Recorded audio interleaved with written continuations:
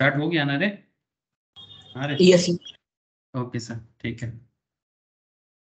अच्छा देखो सर, तो कंपनी लॉ या कॉर्पोरेट लॉ का क्लास है।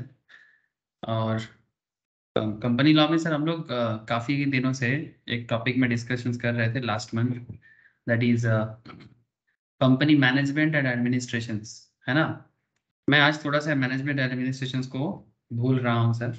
मतलब मीटिंग मैनेजमेंट एडमिनिस्ट्रेशंस बहुत वाइटल टॉपिक था, ठीक है। मीटिंग मैनेजमेंट एडमिनिस्ट्रेशंस बहुत ही वाइटल टॉपिक था सर।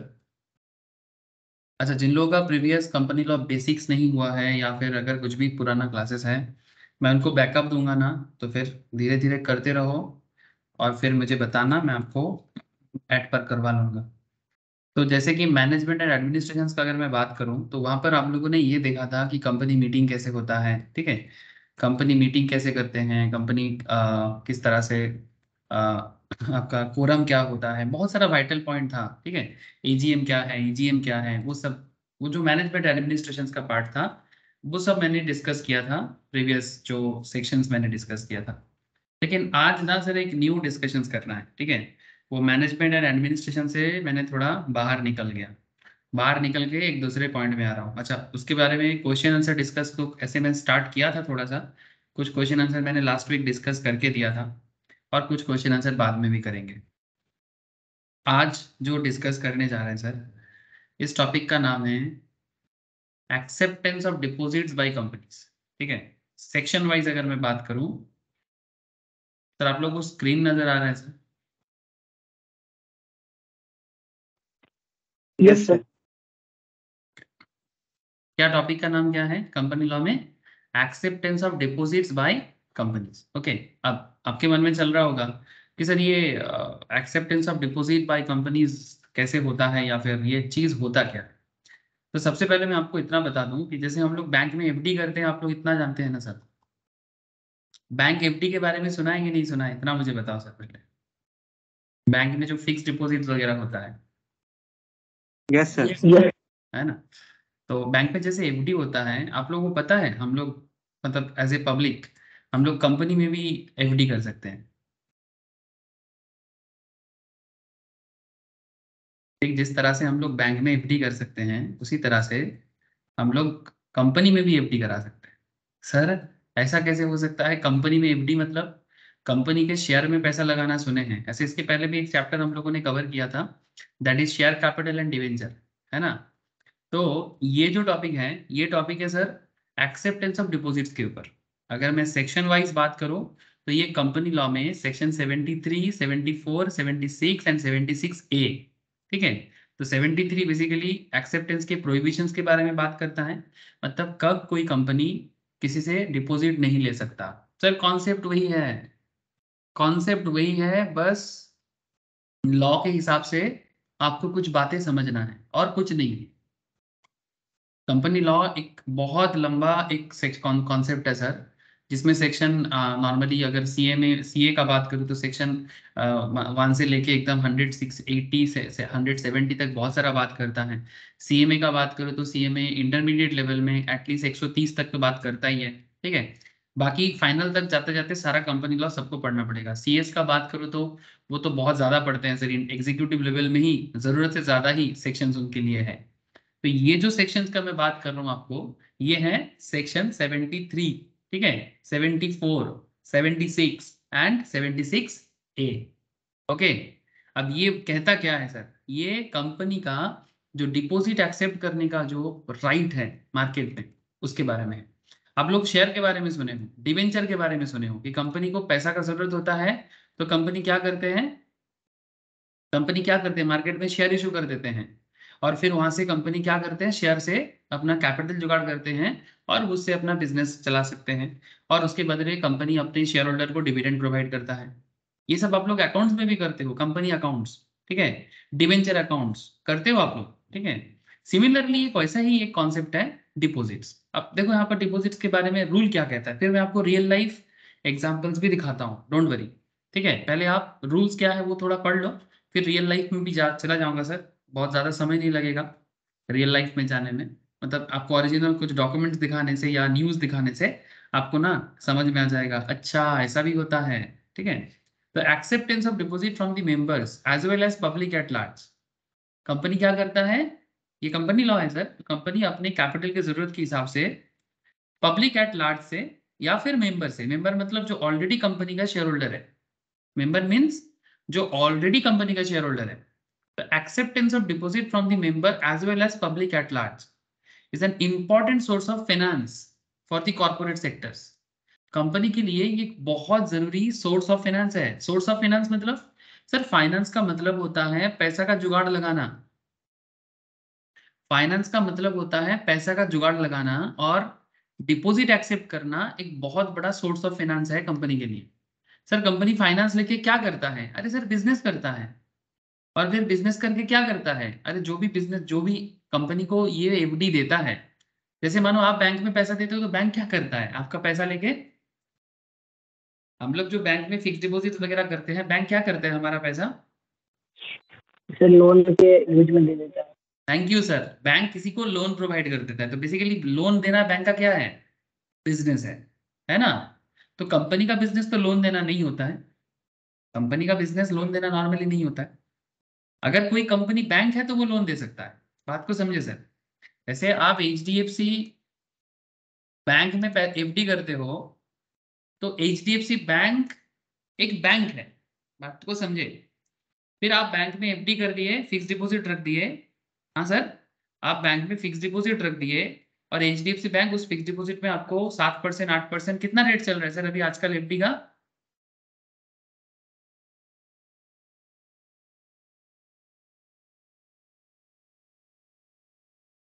आप लोग बताओ सर, एफडी का क्या रेट चल रहा है, 7 8 ऐसा ही चल रहा होगा। ये बैंक एफडी के बारे में बात कर रहे हैं सर, ओवरड्राफ्ट अगेंस्ट एफडी, ऐसे ये लोन के बारे में बोल रहे हैं। फिक्स डिपॉजिट्स, ठीक है, ठीक है। अब मिनिमम 5,000 से चालू हो रहा है ऐसा बोला जा रहा है सर, ठीक है। डिपॉजिट्स में क्लिक करो और डिटेल्स मिलेगा, आप लोग जानते हो, घर घर में ये बात होता है। अब मैं आपको बैंक एफडी के बारे में ज्यादा नहीं कहना चाहता, क्यों, क्योंकि bank FD is not our main discussion point. हमारा डिस्कशन पॉइंट है कंपनी डिपॉजिट्स, ठीक है। तो कंपनी को जब डिपॉजिट्स का जरूरत होता है तो कंपनी भी मार्केट से पैसा रेज करता है। अब बैंक ये पैसा लोगों को लोन देता है, और कंपनी ये पैसा मार्केट में बिजनेस करते हैं। जैसे एग्जाम्पल, एग्जाम्पल के लिए ये रिसेंटली एक खबर है, 29 जनवरी 2023, ठीक है, 29 जनवरी 2023 का खबर है, देख पा रहे हैं सर आप लोग, जरा बताइए मुझे, न्यूज दिखाई दे रहा है क्या। यस। ये देखो सर, क्या है news, Sundaram home finance hike triple A rated FD rates, senior citizen gets up to 8%। Normally bank 6 to 7%, कोई कोई केस में 5.5 से 6.5 देता है। तो यहाँ पर ये जो सुंदरम होम फाइनेंस एक कंपनी है, ठीक है, आप अगर ऑनलाइन में सर्च भी करोगे आपको दिख जाएगा सुंदरम, एक सेकेंड, सुंदरम होम फाइनेंस, ठीक है, ये देखो, ठीक है। ये क्या है sir, Sundaram home finance, it's basically एक फाइनेंस कंपनी है जो दूसरे को लोन प्रोवाइड करते हैं, ठीक है। एक बैंक ही है, एनबीएफसी है, एक एनबीएफसी मतलब non banking financial company, that's not a proper bank, but bank जैसा काम, लोगों को लोन देना, घर के लिए लोन प्रोवाइड करना, ये सब देता है। अब आपको मैं जो खबर दिखा रहा हूँ आप ध्यान से देखना सर, ये ट्रिपल ए रेटेड एफडी लोगों को दे रहा है, जिसपे सीनियर सिटीजन को 8% रेट में एफडी दे रहा है, जो बैंक से थोड़ा बहुत ज्यादा है। ये देखो सर क्या बोलता है, with A comprehensive range of financial service and products, Sundaram Finance Limited has raised interest rates on FD under 2 crore. The bank has stated that the higher rates will go into effect on February 1st, 2023, and the FD interest have risen on the 5th time so far this fiscal year 2023, ठीक है। पहले 7.5 था, अभी 8% देगा, मतलब आप Sundaram finance को fix deposit करो उसकी कंपनी में, बदले में वो आपको इंटरेस्ट प्रोवाइड करेगा। नॉन सीनियर के लिए 7.20 7.15 ऐसा ऐसा रेट है, ठीक है, इस तरह का रेट है। और अगर सीनियर सिटीजन है तो 8%। अब नॉर्मली क्या होता है ये देखो, deposit will be accepted in multiples of 1000 subject to a minimum amount of कितना, मिनिमम कितने का डिपॉजिट करना पड़ेगा रे कंपनी में, बोलो ना, दिखाई दे रहा था तो,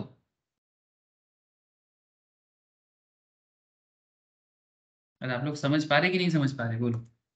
मिनिमम कितने का बोल रहे हैं? 10,000 पर अकाउंट। मतलब सिंपल है, जैसे बैंक में खाता होता है वैसा ही कंपनी में। Sundaram home finance FD customer should be aware that Sundaram home finance FD have been rated triple A. Triple A rating का मतलब समझते हो? किसका रेटिंग है? आईसीआरए। आईसीआरए कौन है जानते हो सर? जो लोग मेरे स्टॉक मार्केट स्टूडेंट्स होते हैं उनको ये सब चीजें थोड़ा ज्यादा समझ में आ जाता है, क्योंकि स्टॉक मार्केट में ना ये रेगुलर बेसिस में बातचीत होता रहता है। रेटिंग एजेंसीज, ठीक है, रेटिंग एजेंसीज क्या होता है सर? ये मार्केट में कंपनी का क्रेडिट वर्दीनेस बताते हैं। रेटिंग क्या होता है? क्रेडिट वर्दीनेस बताना। मतलब ये जो कंपनी मार्केट में लोगों का एफडी, फिक्स डिपॉजिट एक्सेप्ट कर रहा है, ठीक है, सुंदरम होम फाइनेंस, बदले में कंपनी को क्या मिल रहा है? फाइनेंस मिल रहा है, पैसा मिल रहा है, ठीक है, जिसको कंपनी अपने बिजनेस पे लगाएगा।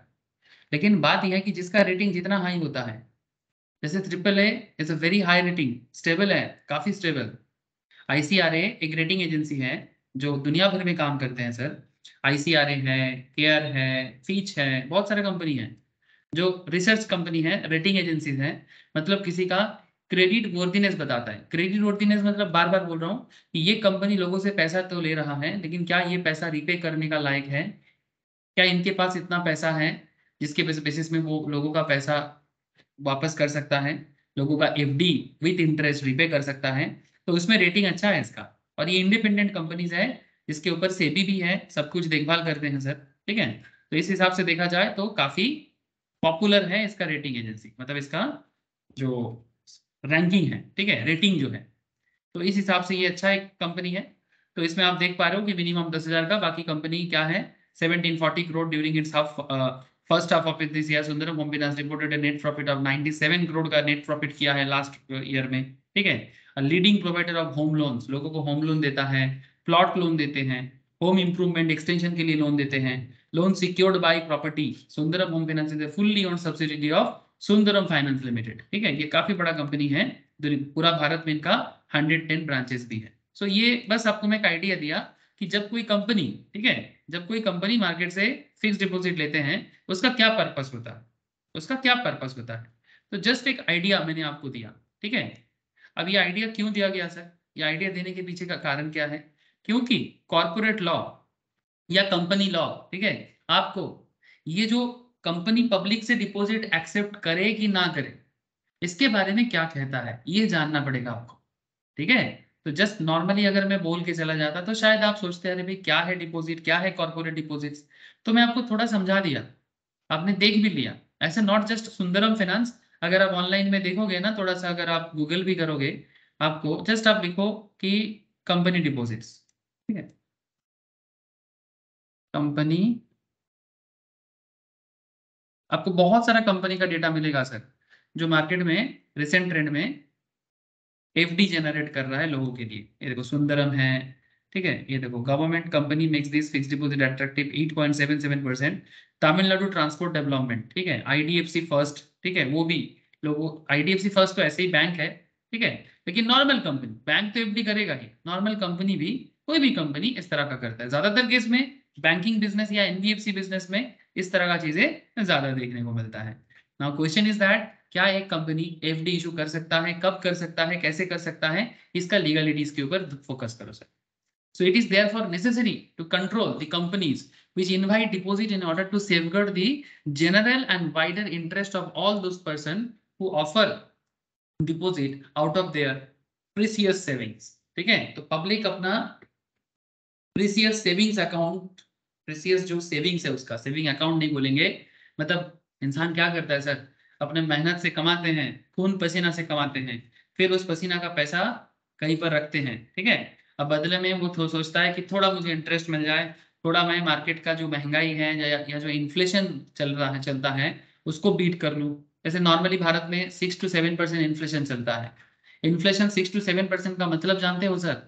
ठीक है, ऐसे रिसेंटली बोला गया 5%, ठीक है, रिसेंट इन्फ्लेशन रेट बोला गया 5%, बट अगर मैं ऑन एन एवरेज 7% इन्फ्लेशन मानता हूं तो इसका मतलब क्या है? कोई मुझे बताए सर कि इन्फ्लेशन 6 to 7% का क्या मतलब होता है? सर अगर इस साल कोई चीज 100 रुपए में मिल रहा है, मतलब अब पिछले साल 100 का था तो इस साल 106 107 हो जाएगा। मतलब बहुत बहुत बढ़िया सर। मतलब ऐसा है कि अगर आप आज आपके पास 100 रुपीज है और अगर आप 100 रुपीज में जो चीज आज खरीद सकते हो, ठीक है, नेक्स्ट ईयर अगर मार्केट में इन्फ्लेशन 6-7% है, वही चीज खरीदने में आपको पॉकेट से 107 106 खर्चा करना पड़ेगा। या फिर आप दूसरे तरफ से भी समझ सकते हो, इसका एक दूसरा पॉइंट भी है कि आज अगर आपके पास 100 रुपीज है, भले ही आपका नोट आपको 100 दिखे, बट क्योंकि मार्केट में इन्फ्लेशन 6-7% है, तो आप इसको 6% में घटा दो सर। डिक्रीज मतलब जो 100 rupees in your pocket today, ठीक है, is 94 tomorrow. Tomorrow means next year. Next year इसी 100 का वैल्यू हो जाएगा 94। सिंपल, मतलब सिंपल सेंस में ये है। बाकी तो अगर आप लोग जब फाइनेंस पढ़ोगे, फाइनेंस में इवन जो लोग सीए फाउंडेशंस या सीएमए फाउंडेशंस पढ़ के आया है, उनको एक चैप्टर पढ़ाया जाता है sir, time value of money. ठीक है, पहले ये इंटरमीडिएट लेवल में ही पढ़ाया जाता था, पर बाद में इसको फाउंडेशन लेवल में भी कर दिया गया। इसमें टीवीएम, इसको ऐसे भी हम लोग इसको इंटर में भी पढ़ाते हैं, जब भी फाइनेंस पढ़ाते हैं ना, टाइम वैल्यू ऑफ मनी पढ़ाना ही पड़ता है। इसमें कंपाउंडिंग, डिस्काउंटिंग, ठीक है, इन्फ्लेशन एडजस्टमेंट, ये सब डिस्कशन होता है और होना भी चाहिए। तो ये इन्फ्लेशन बीट करने के लिए नॉर्मल इंसान सोचते हैं कि भाई मेरे पास अगर आज 1 लाख टका है एग्जाम्पल के तौर पे, या 10 लाख टका है, ठीक है, तो मैं सोचता हूँ कि 10 लाख घर पे पड़ा रहेगा तो सड़ जाएगा, तो क्या मैं कहीं पर इसको इन्वेस्ट करके थोड़ा एक्स्ट्रा कमा सकता हूँ क्या? क्या मुझे थोड़ा इंटरेस्ट मिल जाएगा? क्या मैं थोड़ा कहीं से 8% 10% इंटरेस्ट कमा सकता हूँ, जो थोड़ा सेफ एरिया है? अच्छा, कोई सोचता है कि मैं शेयर मार्केट में डालूं। हाँ, शेयर मार्केट में बिल्कुल डाल सकते हो, कोई दिक्कत नहीं है डालने में, but share market is a risky area, and share market में उसी को डालना चाहिए जिसको शेयर मार्केट का नॉलेज हो। ठीक है, अगर आप शेयर मार्केट के बारे में नहीं जानते, अगर आपने उसके बारे में पढ़ाई नहीं करते, उसके रिस्क के बारे में नहीं जानते, तो आपको बिल्कुल शेयर मार्केट में नहीं डालना चाहिए, और किसी के कहने पे तो बिल्कुल नहीं। खुद जानो, सीखो, प्रॉपर गाइडेंस के थ्रू से पैसा डालो। ऑब्वियसली आप कभी 50% एक्स्ट्रा कमा सकते हो, कभी 100% भी कमा सकते हो, कभी 25% भी कमा सकते हो, और कभी आपका 10-20% लॉस भी होता है। ठीक है, कभी कभी कुछ मिलता भी नहीं है। लेकिन स्टॉक मार्केट में उसी को आना चाहिए जिनके पास स्टॉक मार्केट का नॉलेज हो, अदरवाइज नहीं। स्टॉक मार्केट में वेराइटीज ऑफ अर्निंग सोर्स है, डिविडेंड से कमाने का सोर्स, कैपिटल गेन करने का सोर्स, ठीक है, और आपका मतलब ऑप्शन ट्रेडिंग करने का, फ्यूचर ट्रेडिंग करने का, इंट्राडे ट्रेडिंग करने का, there is a huge source. ठीक है, लोग जो लोग एनआईएस में पढ़ाई करते हैं सर, उनको ये सब सिखाया जाता है, लेकिन वो मैं अभी नहीं कहना चाहता। मैं बस इतना कहना चाहता कि जो थोड़ा सा सेफ जोन में अपना इनकम करना चाहता है, वो कंपनी डिपॉजिट्स करेगा, वो कंपनी बॉन्ड में इन्वेस्ट करेगा, कंपनी बॉन्ड में इन्वेस्ट करेगा, कंपनी एफडी में इन्वेस्ट करेगा। ठीक है, ये थोड़ा सेफ है, और बैंक से थोड़ा हल्का ज्यादा अच्छा मिलेगा। ठीक है, बैंक से थोड़ा हल्का ज्यादा अच्छा मिलता है। बैंक अगर 6% बोलता है, तो कंपनी आपको 8%, 10%, 9% ऑफर करता है। ठीक है, अब बात क्या है सर? सर बात यह है कि ये जो लोग अपना प्रीसियस सेविंग्स अमाउंट जो इन्वेस्ट करता है, अब उसके बारे में लॉ होना चाहिए ना।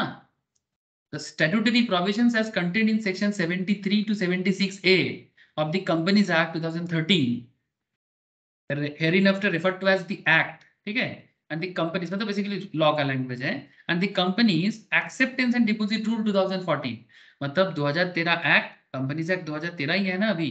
पुराना जमाने में हम लोग जब पढ़ाई करते थे तब 1956 एक्ट हुआ करता था, बट अभी न्यू एक्ट आ गया है।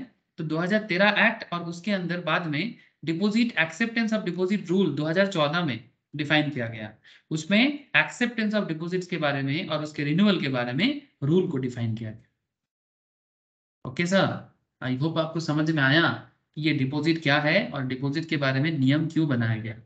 तो नियम बनाने के पीछे का बैकग्राउंड क्या है? Why there is a corporate law behind company deposits?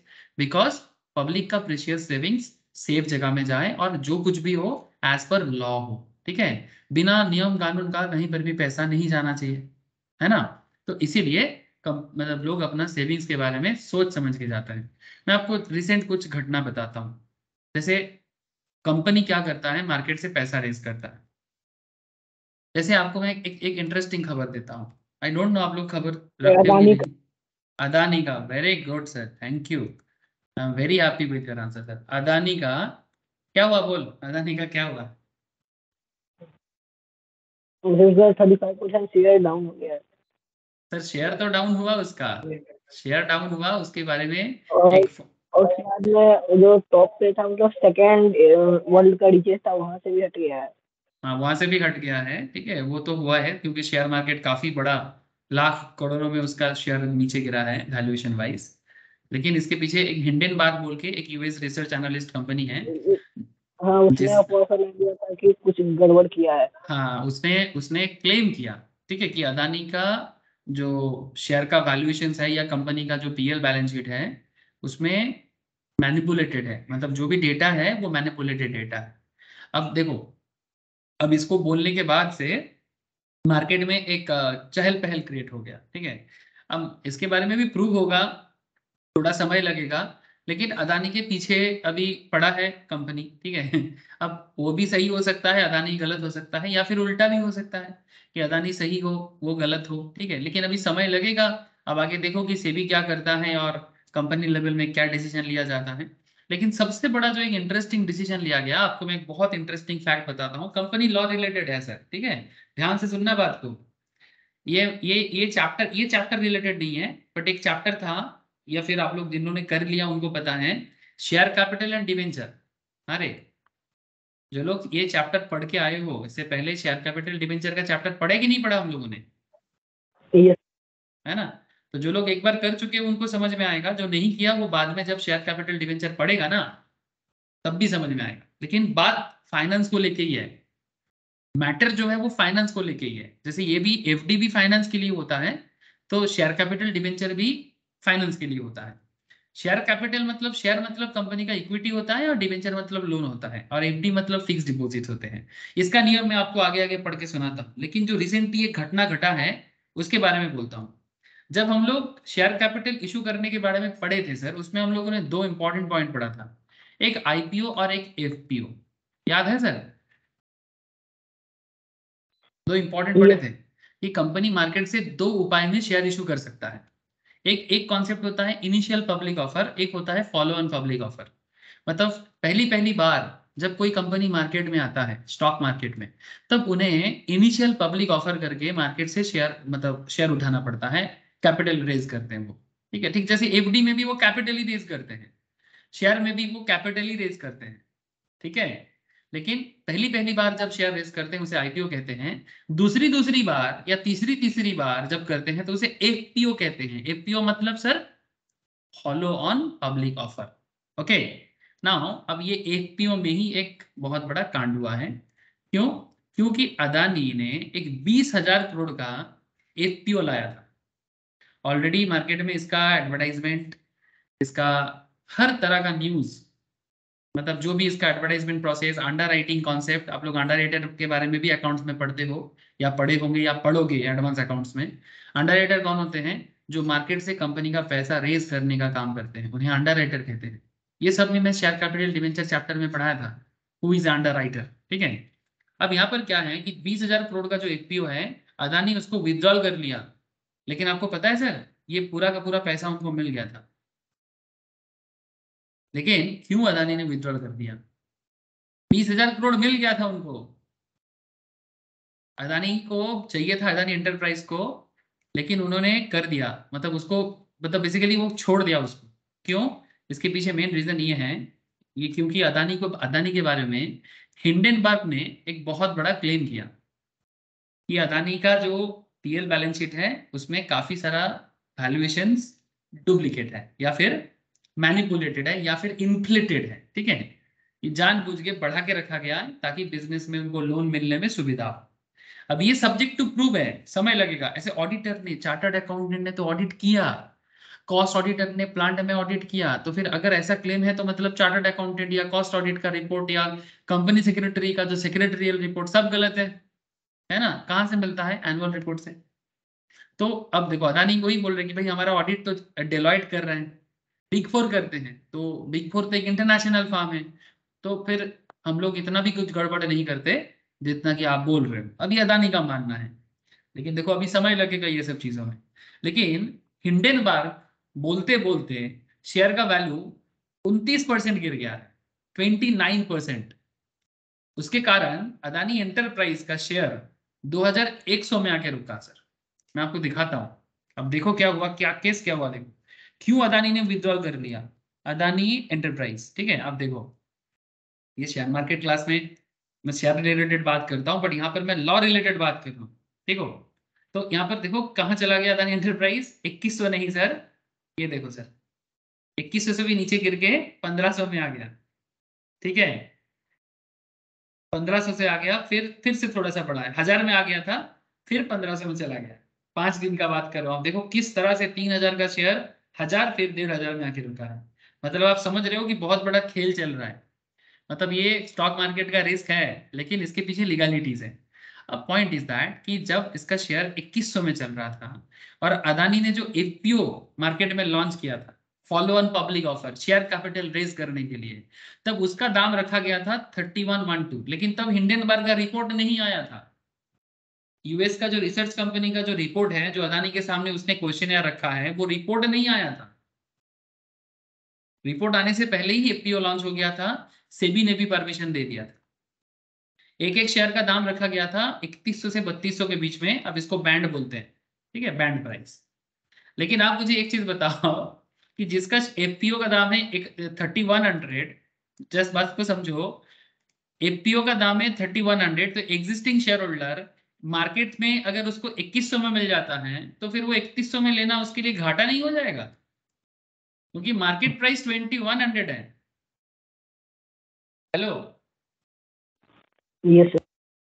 आप घोटाला समझ पा रहे कि नहीं? घोटाला मतलब प्रॉब्लम।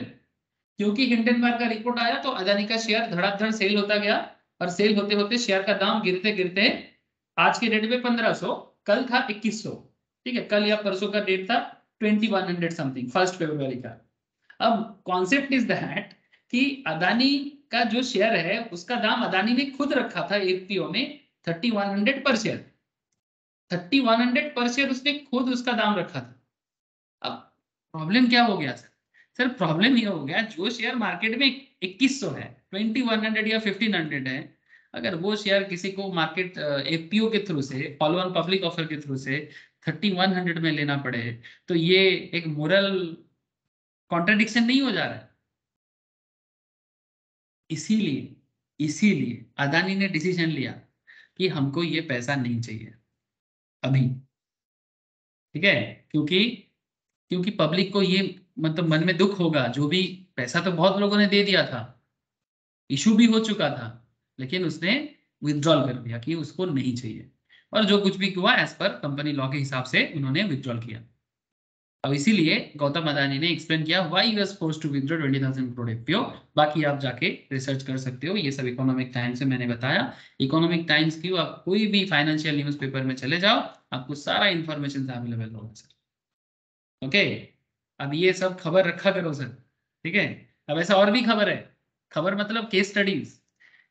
मतलब ये येस बैंक का एक बहुत बड़ा बॉम्बे हाई कोर्ट का केस चल रहा है, ऐसा ही पैसा रेज करने वाला केस। येस बैंक ने एक डिवेंचर इशू किया था, परपिचुअल डिवेंचर। अब वो परपिचुअल डिवेंचर को लेके, परपिचुअल बॉन्ड बोलते हैं उसको, 8000 करोड़ का था। अब उसको लेके भी केस चल रहा है, आगे आगे बोलूंगा सर, ठीक है। अच्छा, বোঝা যাচ্ছে সবাইকে? ব্যাপারগুলো বোঝা যাচ্ছে? अरे नील, शुभजीत, विश्वजीत, यस सर। अंश, समझ में आ रहा है ना sir? Yes sir. Okay sir. अब चलो फटाफट बाकी लॉग भी देख लेते हैं, और को বোঝা যাচ্ছে तो? हाँ sir.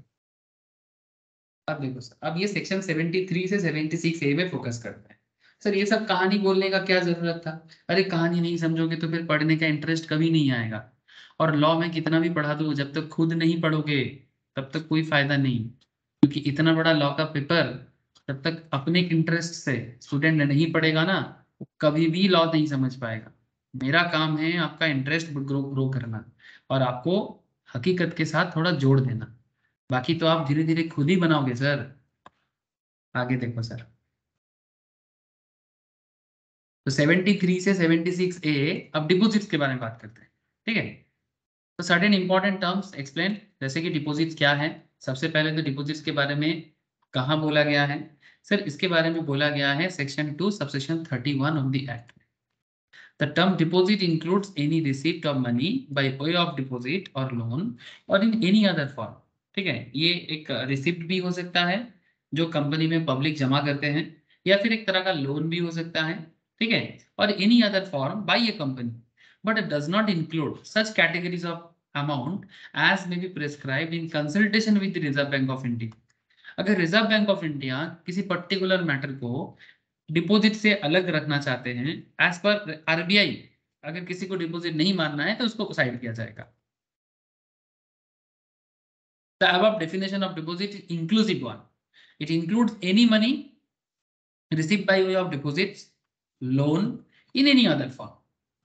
Repayment of deposit is time bound. Deposit जो है ये टाइम बाउंड है, मतलब आप जैसे बैंक में भी सेम होता है ना। बैंक एफडी के बारे में तो आपको पता ही है। ऐसा तो नहीं ना कि बैंक एफडी में आप पैसा रखते हो, मानो कि आपके पास आज 20 लाख है, ठीक है। जैसे कि जो रिटायर्ड पर्सन होते हैं वो क्या करते हैं, अपना रिटायरमेंट का एक बड़ा खर्चा पैसा, या फिर जो थोड़ा सा बूढ़े बुजुर्ग होते हैं एज होने के बाद अपना लैंड वगैरह बेच देता है, फिर बेच के बैंक में एफडी कर देते हैं, फिर उस एफडी से उनको इंटरेस्ट मिलता है, लेकिन एक सर्टेन टाइम के बाद उनको प्रिंसिपल के साथ वो इंटरेस्ट के साथ उनको रिपे करना पड़ता है। तो एग्जैक्टली यहाँ पर जो कंपनी डिपॉजिट्स है उसके बारे में भी बोलता है सर कि repayment of deposit is time bound, मतलब एक सर्टेन टाइम के बाद आपको डिपॉजिट लौटाना पड़ेगा। किसको? कंपनी को। किससे? मेंबर, मतलब जिन्होंने भी कंपनी में एफडी किया। इट कैन बी सिक्योर्ड और अनसिक्योर्ड। डिपॉजिट जो है ये सिक्योर्ड भी हो सकता है, अनसिक्योर्ड भी हो सकता है। सर सिक्योरिटी और अनसिक्योरिटी का क्या कॉन्सेप्ट है, कोई मुझे बताए? इसके पहले भी मैंने ये चीज बता के रखा।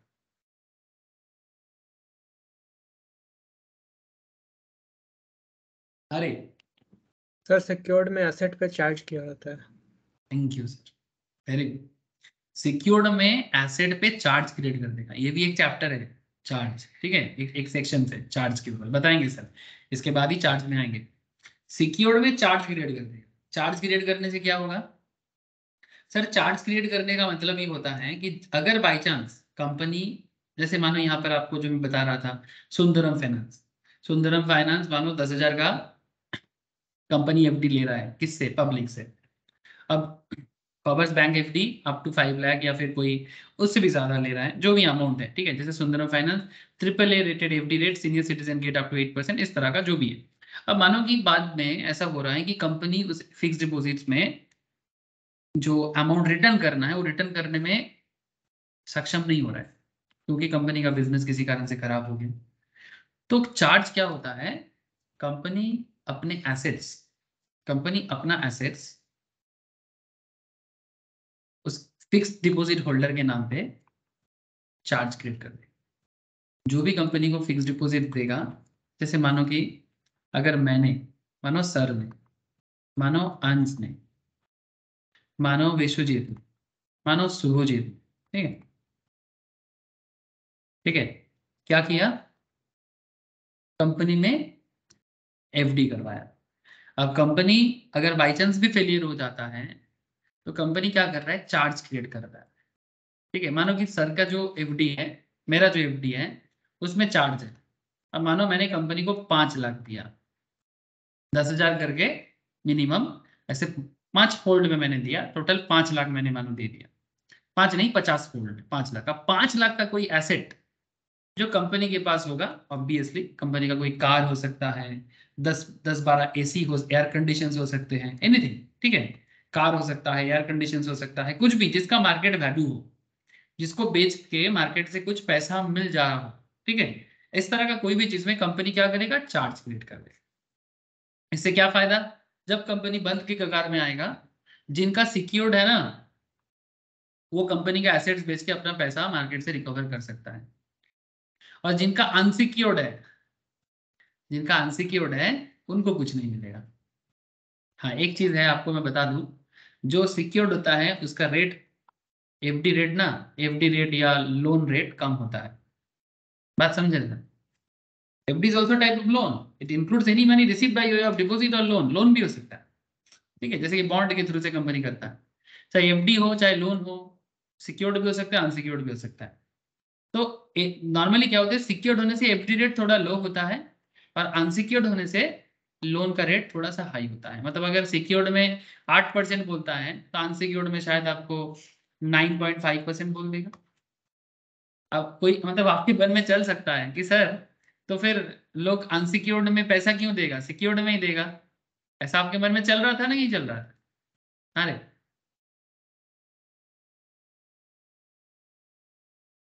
ऐसा मन में चल रहा था ना कि लोग अनसिक्योर्ड में पैसा क्यों देगा। सर अनसिक्योर्ड में पैसा इसलिए देता है क्योंकि उसमें रेट ऑफ इंटरेस्ट ज्यादा मिलता है, ठीक है, इसीलिए बहुत सारे लोग अनसिक्योर्ड में भी जा सकता है। जैसे अगर आप नेशनल स्टॉक एक्सचेंज के साइड में जाओगे तो वहां पर आपको ना कुछ बॉन्ड दिखेगा, काफी सारा सरकारी बेसरकारी प्राइवेट कंपनीज का बॉन्ड। ये भी एक तरह का लोन ही है। अब इसमें अगर आप देखोगे बॉन्ड का, अगर आप इंटरेस्ट रेट वगैरह देखोगे, ये बॉन्ड में है। अब इसका अगर आप रेट चेक करोगे, जस्ट आपको मैं शो करता हूँ। रिकॉर्ड फाउंड नहीं क्यों बता रहे हैं?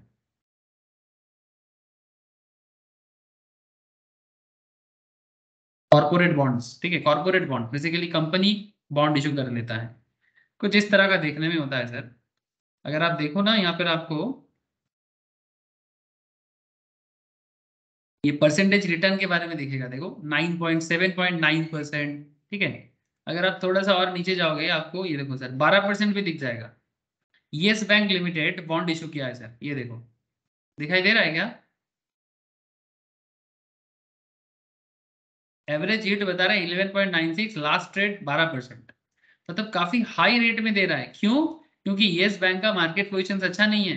तो अगर कोई यस बैंक में अपना डिपॉजिट्स या बॉन्ड देगा, ठीक है, कंपनी डिपॉजिट्स या बॉन्ड देगा, मतलब बॉन्ड के तहत पैसा जमा रखेगा, तो हाई रेट ऑफ इंटरेस्ट देगा, तभी यस बैंक को पैसा मिलेगा, अदरवाइज नहीं।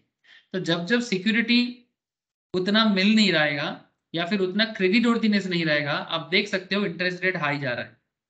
और जब आपको कैसे पता रहेगा सर, उसके लिए ना एक कॉन्सेप्ट होता है, उसको बोलते हैं रेटिंग एजेंसीज का रेटिंग, ठीक है, वो भी देखने को मिल जाता है। अभी इस पॉइंट पे मेरे को ज्यादा डिटेल्स नहीं दिख रहा है, ठीक है, नहीं तो इसमें थोड़ा सा सर्वे करना पड़ता है साइड में ना, कभी कभी थोड़ा सा डिजाइन चेंज कर देता है, तो मैं भी थोड़ा सा ना चिंता में पड़ जाता हूँ सर, कहाँ क्या हो गया, ठीक है। तो अगर आप बॉन्ड मार्केट चेक करोगे ना तो आपको दिख जाएगा सर, ठीक है। जस्ट आप बॉन्ड मार्केट में जाओगे ना आपको सारा दिख जाएगा। चलो अभी इतना डिटेल्स में नहीं चलते, बहुत ही पॉपुलर कॉन्सेप्ट है सर, बहुत ही पॉपुलर कॉन्सेप्ट है कॉर्पोरेट बॉन्ड्स ट्रेडिंग डेटा, सारा दिख जाएगा सर। थोड़ा सा अपना खुद का रिसर्च सर्वे बढ़ाओ, आपको दिखेगा। चलो मैं वापस आ जाता। तो क्या हो गया सर, डिपॉजिट्स हो, लोन हो, एनी अदर फॉर्म हो, repayment of deposit is time bound. It can be secured or unsecured. It does not include prescribed categories of amounts given under the rules. A private company can accept deposit from its members only. Sir अगर कोई private company है तो वो सिर्फ अपने private member से ही ले सकता है। अच्छा, एक प्राइवेट कंपनी का मेंबरशिप कितना होता है? बेसिक्स ऑफ कंपनी लॉ है, बोलो। एक प्राइवेट कंपनी का मेंबरशिप कितना तक हो सकता है? Maximum 200 200 maximum 200, minimum minimum 2 2। Public का minimum 7 maximum unlimited. Minimum 7 maximum 100, ठीक है। तो जो कंपनी स्टॉक मार्केट में लिस्टेड होता है वो क्या होता है, पब्लिक होता है कि प्राइवेट होता है? पब्लिक पब्लिक, ठीक है। और जो प्राइवेट है वो अपने नाम के पीछे क्या लगाता है, Pvt LTD. Basics of company law है सर, एकदम बेसिक बात है। तो प्राइवेट कंपनी को अगर डिपॉजिट लेना है तो वो सिर्फ और सिर्फ अपने 200 मेंबर के बीच से ही ले सकता है। अगर कंपनी के पास 50 मेंबर है तो 50 से ही लेगा। सर ये तो आपने बोल दिया प्राइवेट के बारे में, तो फिर what about the public? Sir public किसी से भी ले सकता है, मेंबर से भी ले सकता है, आउटसाइड मेंबर जो पब्लिक अभी एट लार्ज है उनको भी न्यूली इशू कर सकता है, कोई भी किसी से भी कर सकता है। ये पब्लिक कंपनी। प्राइवेट प्लेसमेंट से या हाँ फिर बोलो। राइट बोनस से। हाँ सर अरे बार बोलो। सर प्राइवेट प्लेसमेंट से ले सकता है या फिर राइट बोनस इशू करके या फिर एफपीओ ओएफएस। हाँ वो जो एफपीओ आप जो बोल रहे हो बोनस इशू, ये सब तो प्राइवेट पब्लिक ही कर सकता है। प्राइवेट ये नॉर्मली सब उसको पब्लिक हाँ प्राइवेट क्या कर सकता है, प्राइवेट प्लेसमेंट के थ्रू से पैसा रेज कर सकता है। प्राइवेट प्लेसमेंट या फिर राइट को बोनस इशू। हाँ राइट इशू बोनस इशू ऐसे भी कर सकता है, ठीक है। ये सब हम लोग शेयर कैपिटल डिबेंचर में भी एक बार पढ़े हैं, लेकिन आज का जो मेन फोकस है वो फिक्स डिपॉजिट्स है, ठीक है, कंपनी डिपॉजिट्स। इसीलिए बार बार डिपॉजिट्स में बात कर। कॉन्सेप्ट वही है, कंपनी को पैसा चाहिए किसी भी एंगल से, किसी का नाम लोन है, किसी का नाम शेयर है, किसी का नाम एफडी है, और अलग अलग सेक्शंस में बोला गया है क्योंकि थोड़ा सा नेचर में फर्क है। तो private company can accept deposit from its members only, a public company can accept deposits from its member and also from the public if it fulfills certain parameters। अगर कुछ पैरामीटर फुलफिल कर दे तो वो अपने मेंबर से तो ले ही सकता है, जो इसका एग्जिस्टिंग मेंबर हो या एग्जिस्टिंग शेयर होल्डर हो, या उनके बाहर भी हो जा सकता है। डिपॉजिट नॉर्मली दो तरह का होता है sir, secure deposits as well as unsecured. Secured में आपको बोला अपना एसेट चार्ज कर देता है, creating charge on tangible asset. Tangible means जिसको छू सकते हैं, देख सकते हाँ, जैसे कि कोई मशीन हो, जैसे कि कोई कार हो, जैसे कि कोई एसेट्स हो जिसको आप टच करें, छू सके, है ना सर। टेंजिबल का उल्टा क्या होता है? हैं। इनटेंजिबल जैसे goodwill, copyright. Thank you sir. Goodwill हो गया, ठीक है, पेटेंट वगैरह हो जाता है, ठीक है, नो हाउ हो जाता है, फॉर्मूलाज हो जाता है ना, ये सब चीज। लेकिन क्या यहाँ पर इंटेंजिबल के बारे में बोला है कि चलो हम आपको अपना पेटेंट दे देंगे, हम आपको बिजनेस का फॉर्मूला बता देंगे? नहीं सर, इंटेंजिबल एसेट्स, क्योंकि नो हाउ, पेटेंट, फॉर्मूला, ठीक है, डिजाइन, है ना, लोगो, ये सब देखो जब किसी बिजनेस का सिचुएशंस खराब हो जाता है तभी तो वो रिपे करने में नाकाम होता है सर। मानो आज आप हम सब मिलके 5 लाख 10 लाख करके किसी कंपनी को दे रहे हैं, ठीक है, तो अगर कंपनी ए से लिया 5 लाख, बी से लिया 10 लाख, ध्यान से समझना सर, सी से लिया 5 लाख, इस तरह से 10 लोगों से पैसा लिया। अब मानो कि कल बिजनेस फेलियर हो जाता है, तब फेलियर हुआ तो क्या बिजनेस का गुडविल भी कम हो जाएगा? यस और नो? अगर यस सर। बिजनेस फेलियर हो जाता है उसका गुडविल भी इफेक्ट करेगा, उसका नो हाउ फॉर्मूला भी इफेक्ट करेगा, है ना। तो फिर टेंजिबल का मार्केट में कोई दाम नहीं देना चाहेगा, उसका लोगों को भरोसा नहीं होगा। हाँ, हो सकता है कभी एक जमाने में क्या हाईफाई लोगो हुआ करता था, लोग उसके लिए पागल हुआ करता था, लेकिन जब वो फेलिडिटी में होगा ना, तब वही लोगों के लिए बार्डन हो जाएगा। एग्जाम्पल के तौर पे मैं आपको एक कुछ नाम बताता हूँ जिसके लिए लोग दीवाने होते थे। इन्वेस्टर, हाँ बोलो। एम्बेसडर। एम्बेसडर, है ना, एम्बेसडर कार ऑब्वियसली बोल सकते हो, उसका काफी बिजनेस खराब हो गया है, फिर वो बिक गया सर 2016 में। रिसेंटली बात करते हैं बिग बाजार, रिसेंट बात करते हैं बिग बाजार। अब एक जमाने में बिग बाजार का ये लोगों का क्या वैल्यूएशन हुआ करता है, लेकिन क्या अभी बिग बाजार है मार्केट में? No sir. जहां जहां बिग बाजार था वहां वहां आपको क्या दिख रहा है? रिलायंस, हाँ, रिलायंस। रिलायंस नहीं, उसको आप देखोगे ना ठीक से, रिलायंस ही है। रिलायंस का एक न्यू ब्रांड आ रहा है सर, स्मार्ट बाजार। देखे होंगे, अगर थोड़ा आंख कान खुला रखोगे सब दिखेगा, स्मार्ट बाजार के नाम से आ रहा है। तो बिग बाजार का गुडविल नहीं है अभी, और खत्म, बाय बाय टाटा, समझेगी नहीं। हाँ, बिजनेस का सिचुएशन बहुत चिंता में पड़ गया, बाद में 25,000 करोड़ से बिग बाजार अपना बिजनेस को रिलायंस को बेच दिया, ठीक है। अब कुछ डिस्प्यूट अभी भी चल रहा है अमेजन, बिग बाजार और रिलायंस के बीच में, उसके बारे में कभी बात करेंगे सर, वो भी बिजनेस लॉ का पार्ट है, इकोनॉमिक लॉ का पार्ट है, ठीक है। तो इसीलिए इसीलिए टेंजिबल के बारे में बोला जा रहा है सर। इंटेंजिबल, जब आप फेलियर हो जाओगे तब आपका इंटेंजिबल का वो वैल्यू नहीं रहता है, समझे कि नहीं। अब आगे कुछ पॉइंट्स है जिसमें ये बोला जा रहा है sir, amounts not considered as deposits, following categories of amounts are not considered as deposit. Rule 2 subsection 1 clause C में बोला है, any amount received from central government or state government or from any other source whose repayment is guaranteed by the central government or state government, or any amount received from a local authority or any amount received from a statutory authority constituted under an act of parliament or a state legislature। अगर company को किसी तरह का deposits मिलते हैं जो central government से मिल रहा हो या स्टेट गवर्नमेंट से मिल रहा हो या फिर एनी अदर सोर्स जिनका रीपेमेंट गारंटेड है बाय सेंट्रल गवर्नमेंट, मतलब सेंट्रल गवर्नमेंट खुद उसका रीपेमेंट क्या गारंटी लेता है, और any amount receive from A local authority, मतलब कोई म्यूनिसिपल कॉर्पोरेशन हो, कोई जिला परिषद हो, इस तरह का, और या फिर कोई statutory authority created by law under an act of parliament, या फिर कोई स्टेट लेजिस्लेचर, मतलब स्टेट लॉ, यहां से मिले तो उसको डिपॉजिट कंसीडर नहीं किया जाता। Any amount receive from foreign governments, ध्यान से सुनना पॉइंट को, any amount receive from foreign governments, foreign or institutional banks, international banks, multilateral financial institutions, मतलब जो बेसिकली फॉरेन अलग अलग देशों में काम करते हैं, etcetera, subject to the provisions of foreign exchange management act. ये सभी किसके अंडर में आता है सर? फेमा एक्ट में आता है। फेमा एक्ट के बारे में डिटेल्स में बात मुझे मौका मिलता है सर सीएस एग्जीक्यूटिव लेवल में और सीएस सीएमए फाइनल के इकोनॉमिक लॉ के क्लास में। इकोनॉमिक एंड बिजनेस लॉ का जो डिस्कशन होता है वहां पर मुझे फेमा में बात करने का मौका मिलता है। एग्जीक्यूटिव लेवल में सीएस का ये टॉपिक पढ़ा जाता है sir, FEMA act, economic law group 2 में आता है नॉर्मली। तो इतना समझ सकते हो सर कि फॉरेन एक्सचेंज मैनेजमेंट एक्ट तब होता है जब बाहर का पैसा देश में आता है, देश का पैसा बाहर जाता है, ठीक है, तो वो सब पैसा को जो बोला जा रहा है ना वो सब फेमा में आता है, फॉरेन एक्सचेंज मैनेजमेंट, ठीक है। Foreign exchange management, money laundering, ये सब इंपॉर्टेंट एक्ट है सर, आगे आगे पढ़ोगे, बहुत जरूरी एक्ट है। देश का पैसा बाहर जाएगा तो उसके बारे में निगरानी होना चाहिए, बाहर का पैसा देश में आएगा तो उसके बारे में भी प्रॉपर रूल्स रेगुलेशंस होना चाहिए, ठीक है।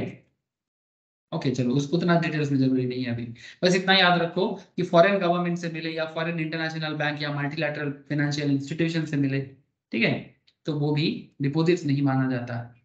Any amount received as loan or facility from any banking company or from State Bank of India or its subsidiary banks or from a notified banking institutions or from any cooperative bank, मतलब अगर bank company को किसी bank से loan मिल रहा या फिर किसी भी बैंक से हो या फिर स्टेट बैंक से हो या स्टेट बैंक की कोई सब्सिडियरी हो या फिर कोई नोटिफाइड बैंकिंग इंस्टीट्यूशंस जो सरकार ने बोला कि भाई हाँ ये बैंकिंग इंस्टीट्यूशंस है, या फिर किसी भी तरह का कोऑपरेटिव बैंक हो, अगर उनसे कंपनी को किसी भी तरह का लोन फैसिलिटी मिलता है जिसका कंपनी इंटरेस्ट भी चुकाता है बट उसे डिपॉजिट नहीं बोलेंगे, समझेगी नहीं? हेलो, ए ব্যাপারটা বোঝা যাচ্ছে কি যাচ্ছে না? ये सब समझे।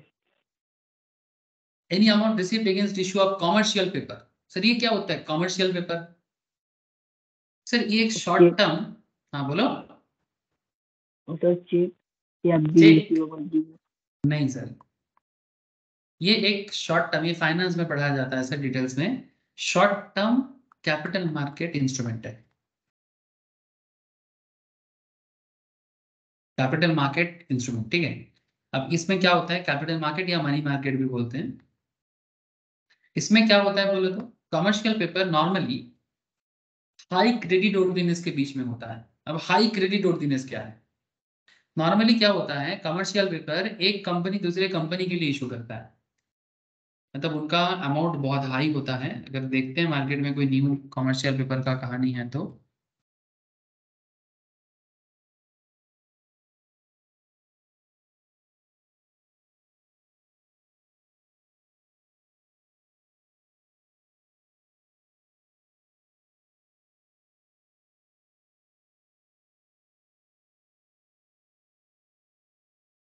मे भी, अगर ये हो सकता है, अदानी का ही एक दिख रहा है मुझे,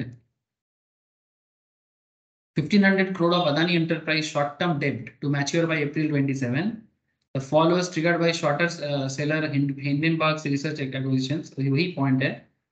कमर्शियल पेपर ये देखो, ये भी अदानी का ही है सर, कमर्शियल पेपर दिखाई दे रहा है क्या?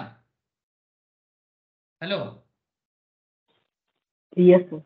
commercial paper worth rupees 1497 crore issued by Adani Enterprise are said to mature between February 6 and April 27. Data provided by source code. This comes amid steep plump in stock and international bond price of Adani Group companies. ठीक है, मतलब problem क्या है कि इन्होंने commercial paper issue किया था काफी दिन पहले जिसका मैच्योरिटी का टाइम आ गया, ठीक है। अब ये पैसा अदानी को इंटरेस्ट समेत देना पड़ेगा, जो लोग भी इनके कंपनी में पैसा लगाए।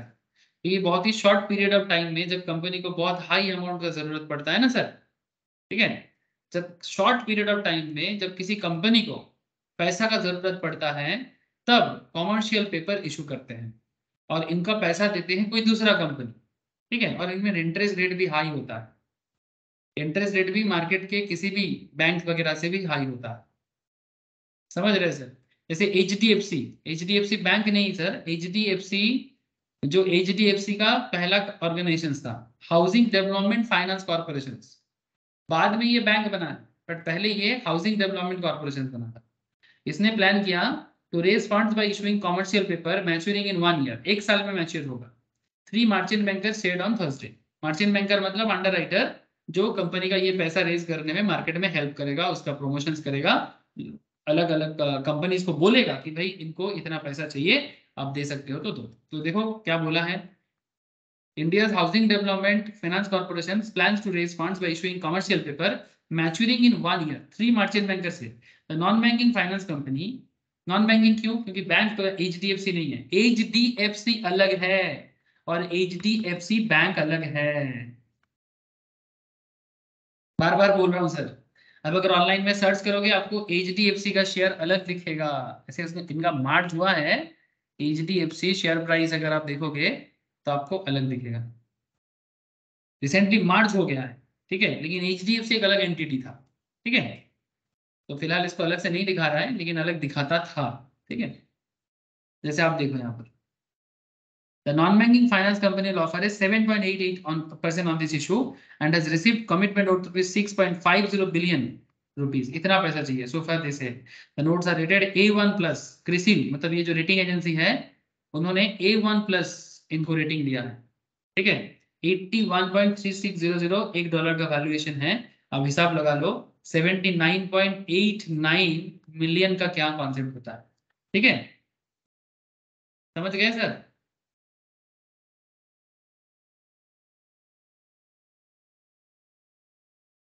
अरे समझे कि नहीं समझे? कमर्शियल पेपर का कैसे कैसे मार्केट में अवेलेबिलिटीज होता है। तो बड़ा ऑर्गेनाइजेशंस होते हैं, शॉर्ट पीरियड में इनको बहुत हाई अमाउंट चाहिए होता है, तब वो कमर्शियल पेपर इशू करते हैं। अब आप बोलोगे सर क्यों करता है, किस लिए करता है? सर समय के साथ साथ सब पता चल जाएगा, जैसे आप लोग चार्टर्ड बन जाओगे, कंपनी के लिए काम करोगे, आपको ऑटोमेटिक समझ में आ जाएगा कि क्यों करते हैं, किस लिए कर लेते हैं, ठीक है। CS बनने के बाद, CMA बनने के बाद ऐसे ही सब समझ में आएगा। बस अभी जानकारी रखो, समझो बात को। तो any amount received against issue of commercial paper or any other instrument issued in accordance with the guidelines or notification issued by the Reserve Bank of India, उसे भी डिपॉजिट नहीं बोलते। तो फिर डिपॉजिट बोलते किसको है? इनको छोड़ के बाकी चीज हो जाएगा और क्या है।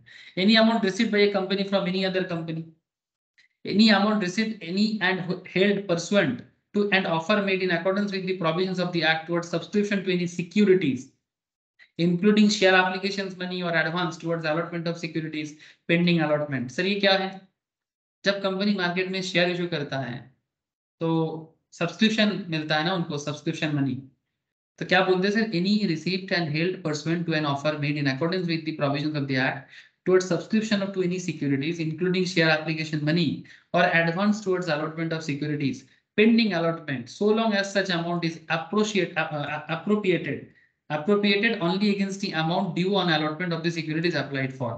मतलब कई बार ऐसे भी होते हैं सर, आप लोग ये बचपन में करते थे क्लास 12 में या 11 स्टैंडर्ड्स में, जिन्होंने जब किया कंपनी अकाउंट्स करने के टाइम पे, हेलो याद करो सर जरा, कंपनी अकाउंट्स शेयर का दाम फेस वैल्यू देता था, या अभी भी करोगे कंपनी अकाउंट्स आप लोग, मैं आपके पास फेस वैल्यू देता था 10 रुपीज, ठीक है। अगर प्रीमियम होता था तो +2 ऐसा करके, तो कुल मिला के 12 टका 12 रुपीज। अब बोलता था कि 1000 शेयर इशू कर रहे हैं, तो 1000 × 12 कितना होता है? 12,000। लेकिन बात ऐसा है कि ये 12 रुपीज का जो टोटल है वो एक ही बार में नहीं लिया जा रहा है, इसमें पहले एप्लीकेशन अमाउंट लेते हैं, फिर अलॉटमेंट मनी लेता है। कंपनी ऐसे इसी तरह से पैसा रेज करता था ना, अभी भी करता है, IPO में नहीं करता, बट राइट इशू वगैरह में, APO वगैरह में कंपनी ऐसे करता है, एप्लीकेशन में पैसा लेगा, फिर अलॉटमेंट में पैसा लेगा, ठीक है। प्राइवेट कंपनी अभी भी करता है, फिर लेकिन IPO में आजकल नहीं दिखता, आजकल पूरा का पूरा एक ही बार में ले लेता है, ठीक है। तो एप्लीकेशन, फिर अलॉटमेंट, फिर फर्स्ट कॉल, फिर फाइनल कॉल। तो आउट ऑफ 10 फेस वैल्यू में मानो एप्लीकेशन में 2 टका लिया, अलॉटमेंट में मानो 3 टका, फर्स्ट कॉल में मानो 4 टका, 4 3 7 2 और फाइनल कॉल में मानो 1 रुपी। अब मानो किसी ने कोई कंपनी एप्लीकेशन का पैसा लिया लेकिन बाकी अभी भी पेंडिंग है, तो ये जो 2 टका करके शेयर होल्डर से लिया गया, ठीक है, अगर मानो मार्केट में 10 लाख शेयर इंटू 2 रुपीज, तो तब भी कंपनी के पास 20 लाख जमा पड़ गया ना। या अगर ये 10 लाख बहुत कम बोल दिया मैंने, ये 10 करोड़ 20 करोड़ 50 करोड़ ऐसे होता है, 300 करोड़, तो जितना करके एप्लीकेशन का पैसा उनके पास जमा होगा उतना डिपॉजिट का वैल्यू दिखेगा, लेकिन इसे डिपॉजिट नहीं कहता है। ये शेयर का ही अलॉट मतलब अप्रोप्रिएटेड होगा जब उसका पूरा वैल्यूएशन मिल जाएगा। हो जा गैलो, समझ में आया? सही है sir. It is clarified by way of explanation that if the securities for which application money or advance of such securities was received cannot be allotted within 60 days from the date of receipt of the application money or advance for, अगर 60 दिन के अंदर allot नहीं करता or advance for such securities and such application money or advance is not refunded to the subscriber within 15 days from the date of completion of 60 days, such amount shall be treated as deposit under these rules. Very important points. VVIP point पे आ गए sir, VVIP point. क्या point आ गया sir? देखो कहां से कहां आ गए, देखते देखते क्या बोल दिया बीच में। इतना देर से सब ना ना ना ना ना हो रहा था, ये डिपॉजिट नहीं, वो डिपॉजिट नहीं, ये डिपॉजिट नहीं, वो डिपॉजिट नहीं, तो फिर डिपॉजिट है क्या?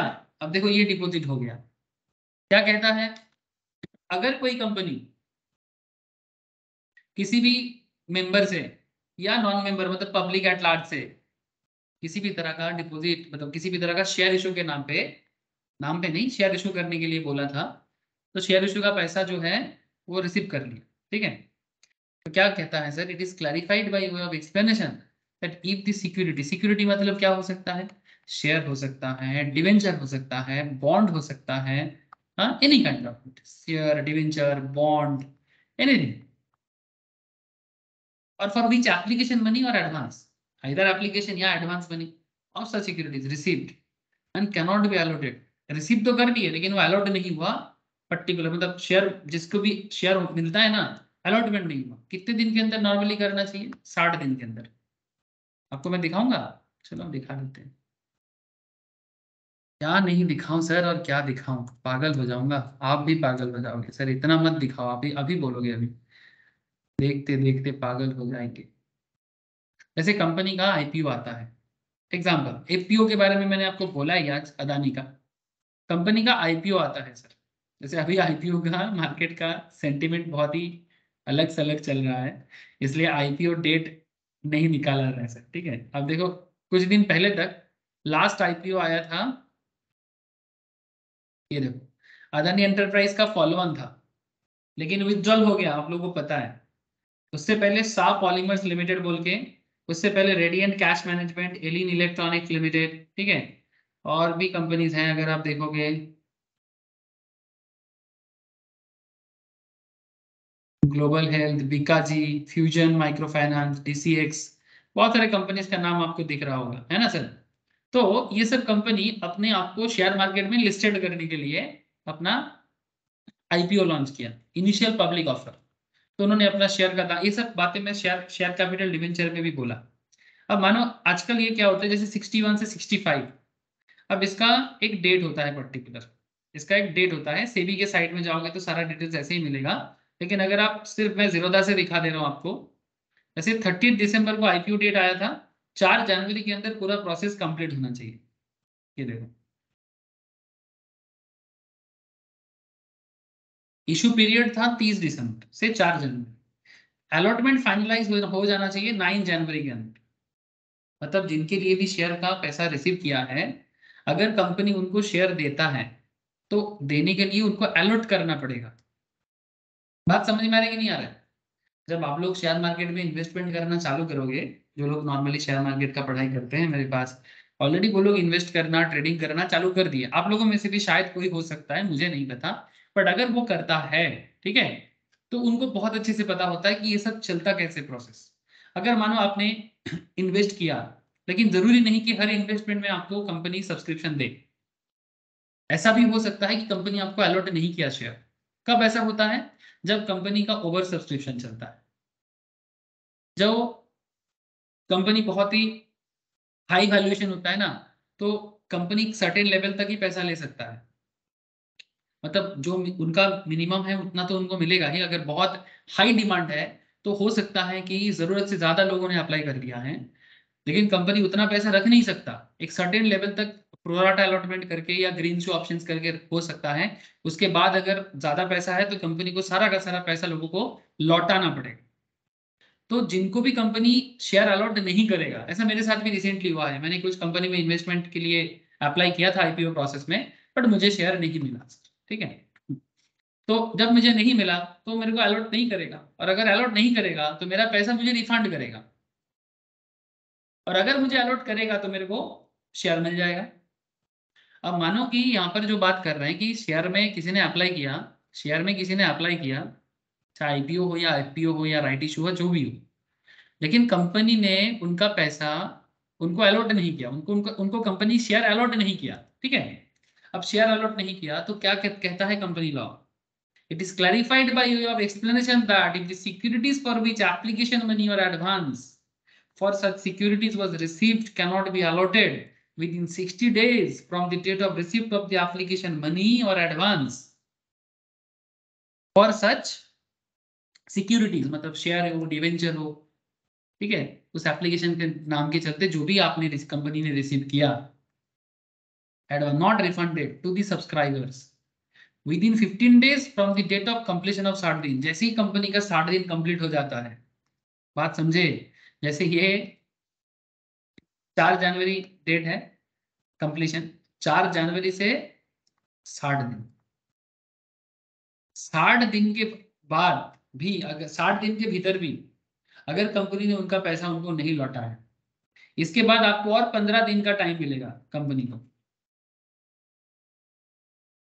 ठीक है, 60 दिन के अंदर नहीं लौटाया, subscriber within 15 days from the date of completion of 60 days such amount shall be treated as deposit under this rules. तो 60 दिन कंप्लीट के बाद और भी 15 दिन का टाइम है, अगर उसके भीतर भी नहीं देता है तो कंपनी एक्ट कहता है कि उसे डिपॉजिट मान लिया जाए। हेलो, बोलो सर, यस समझ में आ रहा है ना? देखो सर, मैं सिर्फ किताबी बात नहीं कर रहा हूँ, आपको संगे संग प्रैक्टिकल चीज भी दिखा रहा हूँ। हाँ, ऑब्वियसली जो लोग स्टॉक मार्केट के साथ जुड़े हुए होते हैं ना, उनको कनेक्शन थोड़ा ज्यादा हो जाता है, बट जो नहीं कनेक्टेड है, इतना ऐसा नहीं कि उनको समझ में नहीं आएगा, उन्हें भी समझ आएगा कि कॉर्पोरेट लॉ क्यों चलता है। कॉर्पोरेट लॉ क्या है सर? कंपनी चलने का प्रोसेस है, नियम है, बस यही है कॉर्पोरेट। लेकिन अगर आप कंपनी क्या करता है वो समझो तो लॉ भी समझ जाओगे। लेकिन आप बोलोगे नहीं, कंपनी क्या करता है हमको नहीं जानने का जरूरत नहीं है, हमको बस नियम जानना है। अरे वाह, कंपनी क्या करता है नहीं जानना है, पर हमें नियम जानना है। कैसे, क्या करोगे? मतलब घर कैसे चलता है पता नहीं, पर घर का नियम जानता है। मतलब ये गजब गजब सोच होते हैं हमारा। अच्छा, however, unless otherwise required under the Companies Act 1956 or the Securities and Exchange Board of India Act 1992, ठीक है, security exchange board of India मतलब सेबी। सेबी सेबी एक्ट कब आया था? 92 में आया था। और इससे पहले का कंपनी लॉ क्या था? 1956। अभी कौन सा कंपनी लॉ चल रहा है? 2013। 56 सब्स्टिट्यूट हो चुका है, बट क्या कहता है? Unless otherwise required under the company act 1956 or SEBI Act 1992, rules or regulations made thereunder to allot any shares, stock, bond, or debentures within a specified period if a company had received any amount by way of subscription to any share, stock, bond, debenture before the 1st April 2014 and disclosed in the balance sheet of the financial year ending 31st March 2014, against which the allotment is pending on 31st March 2015, the company shall by 1st June 2015 either return such amounts to the persons from whom these were received or allot shares, stock or bonds or debenture or comply with these rules। मतलब simple बात है, अगर कोई पुराना rule है ठीक है, 92 का या 56 का, या फिर किसी का 1 अप्रैल 2014 के पहले कोई शेयर बॉन्ड स्टॉक का पैसा मिला है, लेकिन फिर भी कंपनी ने उसको अलॉट नहीं किया, तो सिंपल बात है, अगर अलॉट नहीं किया तो कंपनी उसको डिपॉजिट मान लेगी। Further it is clarified that any adjustment of the amount of any other purpose shall not be treated as refund, उसे रिफंड नहीं करेंगे, उसे एडजस्ट कर देंगे, डिपॉजिट मान लेंगे। इसी तरह से any amount received from a person who at the time of the receipt of the amount was a director of the company or a relative of the director of the private company, उसे deposit नहीं मानेंगे। However, the director of the company or relative of the director of the private company, as the case may be, from whom money is received, जिनसे company को पैसा मिला है, is required to furnish to the company at the time of giving the money a declaration in writing, लिखाना पड़ेगा, to the effect that the amount is not being given out of funds acquired by him by borrowing or accepting loans or deposit from others, and the company shall disclose the details of money so accepted in board's report। मतलब अगर director, मतलब normally वो deposit नहीं होगा, बात को समझो, any amount received from a person who at the time of the receipt of the amount was the director of the company or a relative of the director of the private company, ठीक है, मतलब वो उसी company का director नहीं होना चाहिए, या फिर डायरेक्टर का रिलेटिव नहीं, relative of the director of the private company नहीं होना चाहिए। However, the director of the company or relative of the director of the private company, as the case may be, जो भी केस हो, जिनसे भी कंपनी को रिसीव हो रहा है, उनको राइटिंग में फार्निश करना पड़ेगा, ये बोलना पड़ेगा, declaring in writing to the effect that amount is not being given out of funds acquired by him by borrowing, मतलब लोन नहीं लिया, या फिर कोई लोन एक्सेप्ट भी नहीं किया, या फिर कोई डिपॉजिट फ्रॉम अदर्स, ऐसा भी नहीं किया, किसी से डिपॉजिट लिया, ऐसा भी नहीं। And company shall disclose the details of money so accepted in the boards report, और कंपनी को ये बात बोर्ड रिपोर्ट में बताना पड़ेगा कि भाई ये जो पैसा हमें मिला है, ये डायरेक्टर का बोरो भी नहीं है, लोन एक्सेप्ट भी नहीं है, और डिपॉजिट एक्सेप्ट भी नहीं है, ये उसका खुद का पैसा है जो कंपनी ने डिपॉजिट रखा। समझे कि नहीं?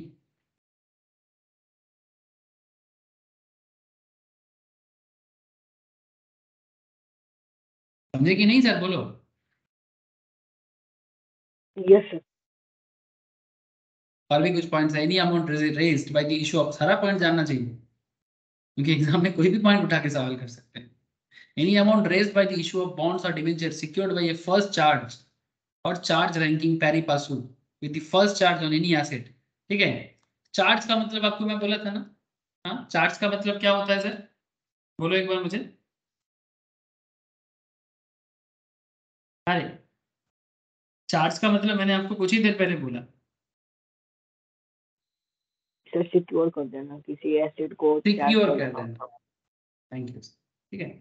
तो क्या कहता है sir, any amount raised by the issue of bonds or debenture secured by a first charge or a charge ranking pari passu का मतलब होता है सर साइड बाय साइड, क्या होता है, साइड बाय साइड, या फिर at the same rate, similar करना, बेसिकली साइड बाय साइड बोल सकता है with the first charge or any asset referred in schedule 3 of the act, ठीक है, जो बेसिकली शेड्यूल 3 मतलब बैलेंस शीट जिसके हिसाब से कंपनीज एक्ट अकाउंट बनाता है ना, उसे शेड्यूल 3 कहते हैं ना। हम लोग जो बैलेंस शीट बनाते हैं कंपनी का, वो क्या है, शेड्यूल 3 है कि नहीं? तो कंपनी अकाउंट सभी को ही करते हो मैम के पास, है ना, तो शेड्यूल 3 के हिसाब से बनाया जाता है। तो क्या कहता है, any amount raised by the issue of bonds or debentures secured by the first charge or charge ranking side by side with the first charge or any asset referred in schedule 3 of the act excluding intangible assets of the company or bonds or debentures compulsorily convertible into shares of the company within 10 years. However, if such bonds or debentures are secured by the charge of any assets referred to in Schedule 3 of the Act, excluding intangible assets, the amount of such bonds or debentures shall not exceed the market value of such asset as assessed by the register. मतलब बहुत simple, मतलब बहुत simple है।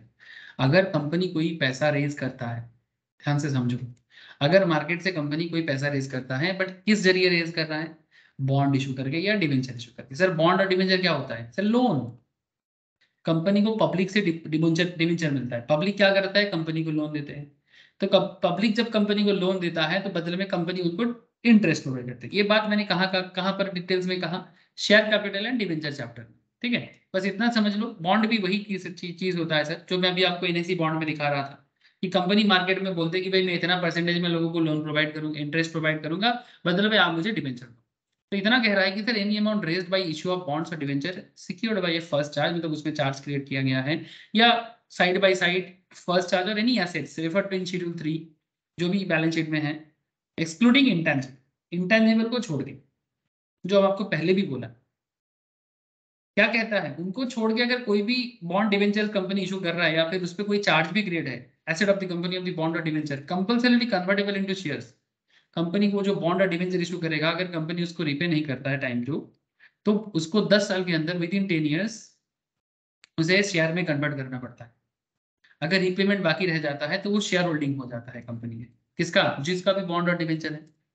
ठीक है, however if such bonds or debenture are secured by the charge of any asset, अगर वो secured है शेड्यूल 3 के हिसाब से, exclude intangible, the amount of such bond और debenture shall not exceed the market value of such assets.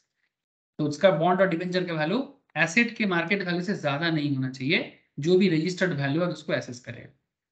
तो अगर secured नहीं है तो वो शेयर में बदल जाता है, अगर सिक्योर्ड है तो एसेट का वैल्यू कभी भी market value of the asset से ज्यादा नहीं होना चाहिए। ठीक है, आगे आगे एग्जांपल करेंगे तो और क्लियर हो जाएगा। Any amount raised bye issuing a non convertible debenture. Sir now what is non convertible debenture? जिसको आप शेयर में कन्वर्ट नहीं कर सकते, एनसीडी कहते हैं सर। इसका भी मार्केट नॉलेज आपको मैं दिया था जब शेयर कैपिटल डिवेंचर पढ़ा था, फिर से बता दूंगा कभी। ठीक है, एनसीडी कहते हैं नॉन कन्वर्टेबल डिवेंचर, जो शेयर नहीं है, मतलब जो जिसको शेयर में कन्वर्ट नहीं कर सकते। डिवेंचर तो है बट शेयर में कन्वर्ट नहीं होगा। अगर कंपनी कोई अमाउंट रेज करता है by issue of non convertible debenture non consisting of a charge on the asset of the company, और उसमें कंपनी का कोई चार्ज क्रिएट नहीं है, and listed on a recognised stock exchange, और वो कोई बीएसई एनएसई में लिस्टेड है as per the applicable regulations made by security exchange board of India. Sir हम लोगों ने इतना सारा पॉइंट रीड कर लिया, ये सब क्या है जो भी मैं रीड कर रहा हूँ आपके साथ? Amounts not considered as deposit. बीच बीच में हम लोग एक्सेप्शनल्स भी देखे, बीच बीच में हम लोगों ने एक्सेप्शनल्स भी देखे, है ना, तो ध्यान रखना बात का। जैसे यहाँ पर एक एग्जांपल्स हैं, चलो मेरे साथ थोड़ा देखो।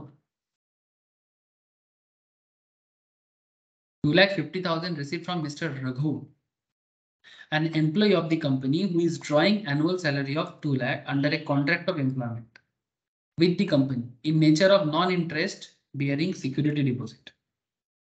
Non-interest bearing security deposits, मतलब वही बेसिकली डिपॉजिट्स कंपनी में। दिस क्या बोल रहा है, 2,50,000 रिसीव फ्रॉम मिस्टर रघु, जो कौन है, एम्प्लॉई है, कहाँ का, कंपनी का, जो सैलरी ड्रॉ करता है एनुअली 2 लाख, जो एम्प्लॉयमेंट कॉन्ट्रैक्ट के हिसाब से है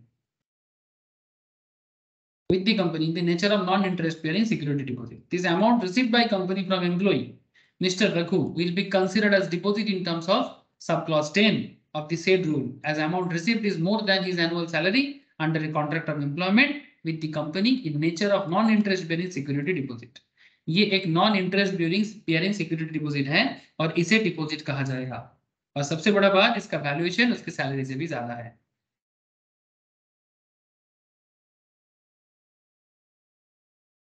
समझे कि नहीं सर? ये एक प्रॉपर डिपॉजिट है कंपनी में, किसका, एम्प्लॉय का। एम्प्लॉय ने ही डिपॉजिट कर दिया कंपनी, बोलो।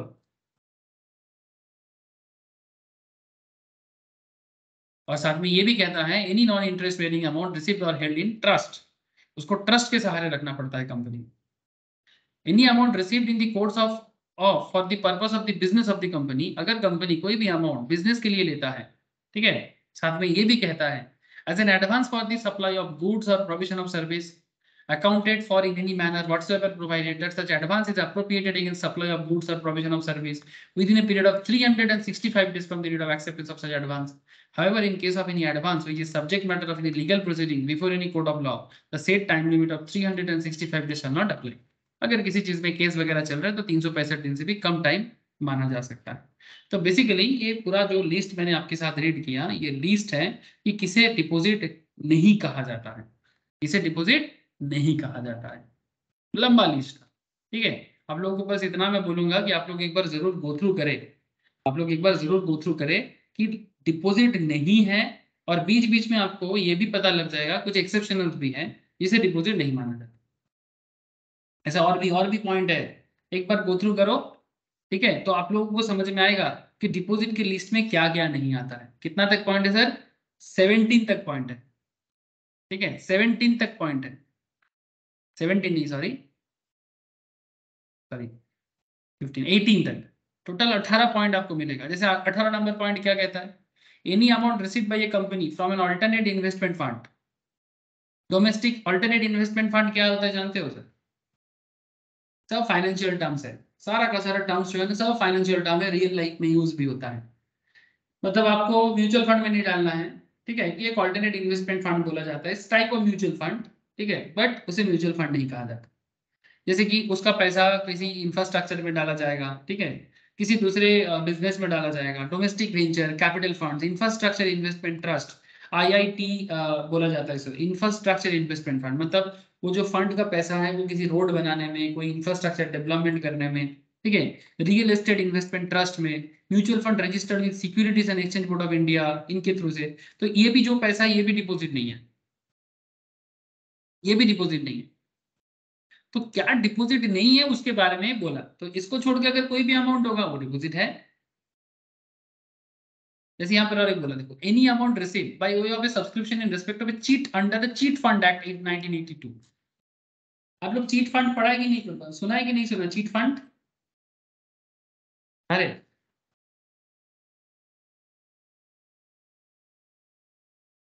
सुने हो चीट फंड के बारे में?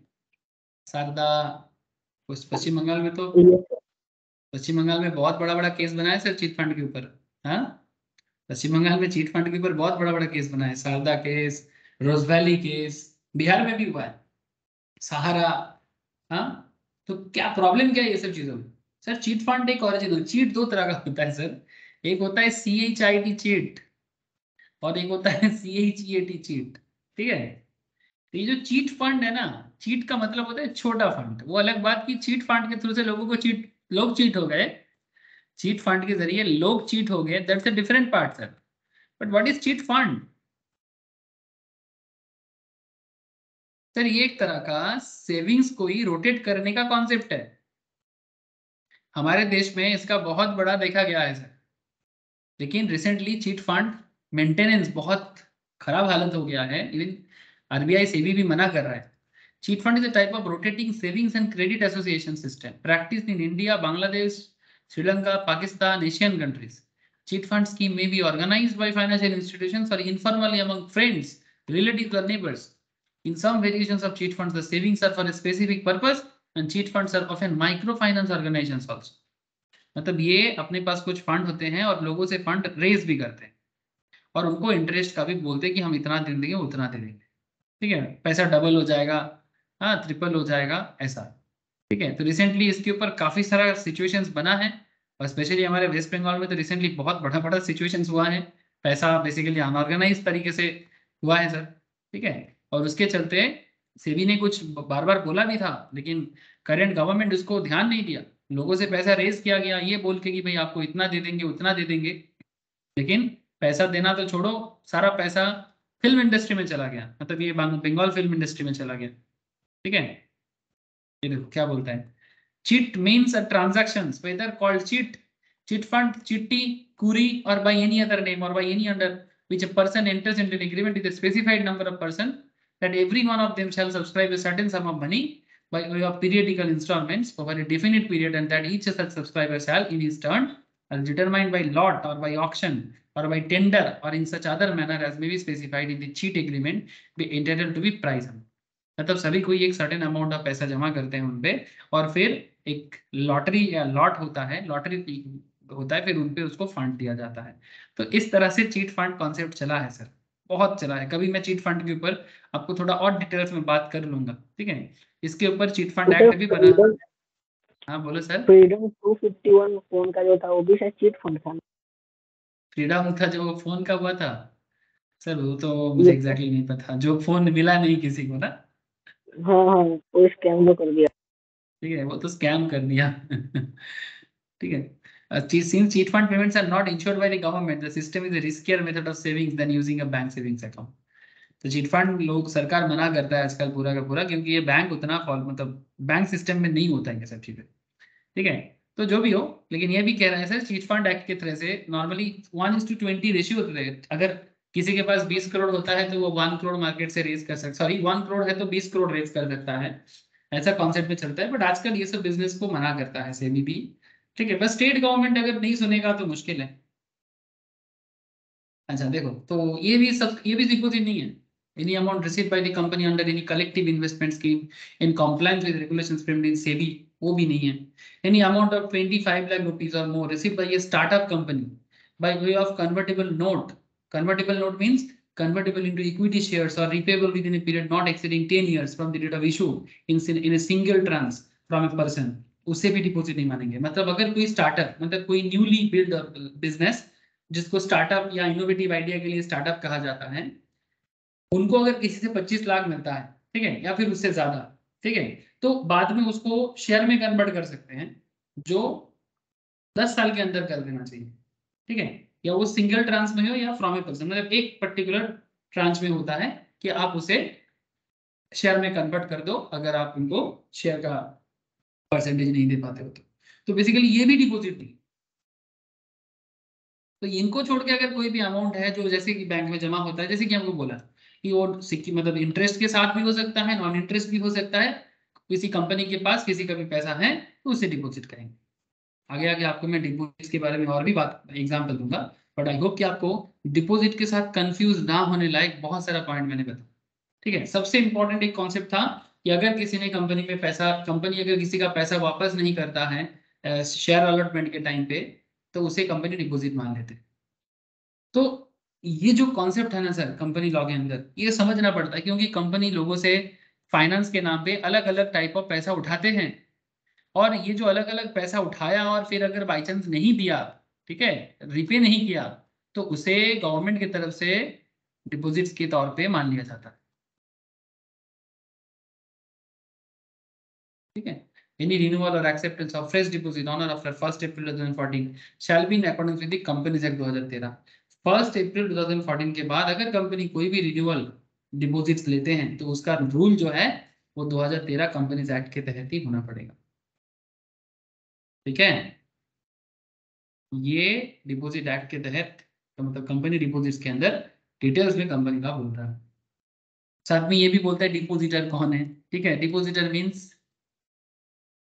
अभी क्या बताऊं सर, थोड़ा बताना पड़ रहा है। As per rule 2 subsection 1 clause D, the term depositor means any member of the company who has made a deposit with the company in accordance with the provisions of subsection 2 section 73 of the act.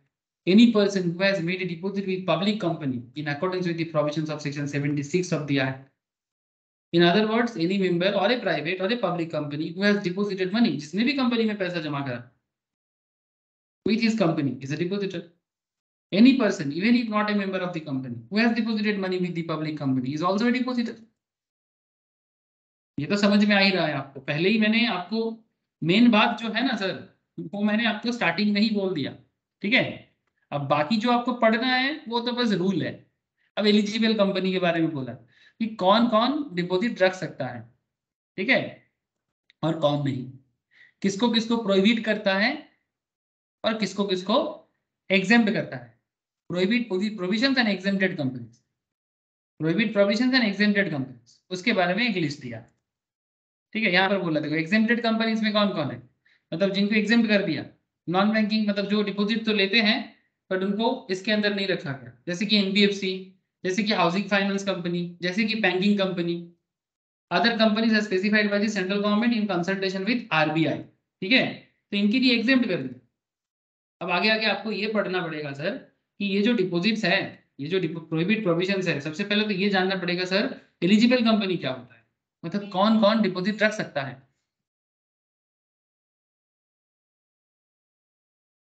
As per rule 2 subsection 1 clause E, the term eligible company means, अब law क्या कहता है, law पढ़ना पड़ेगा ना sir.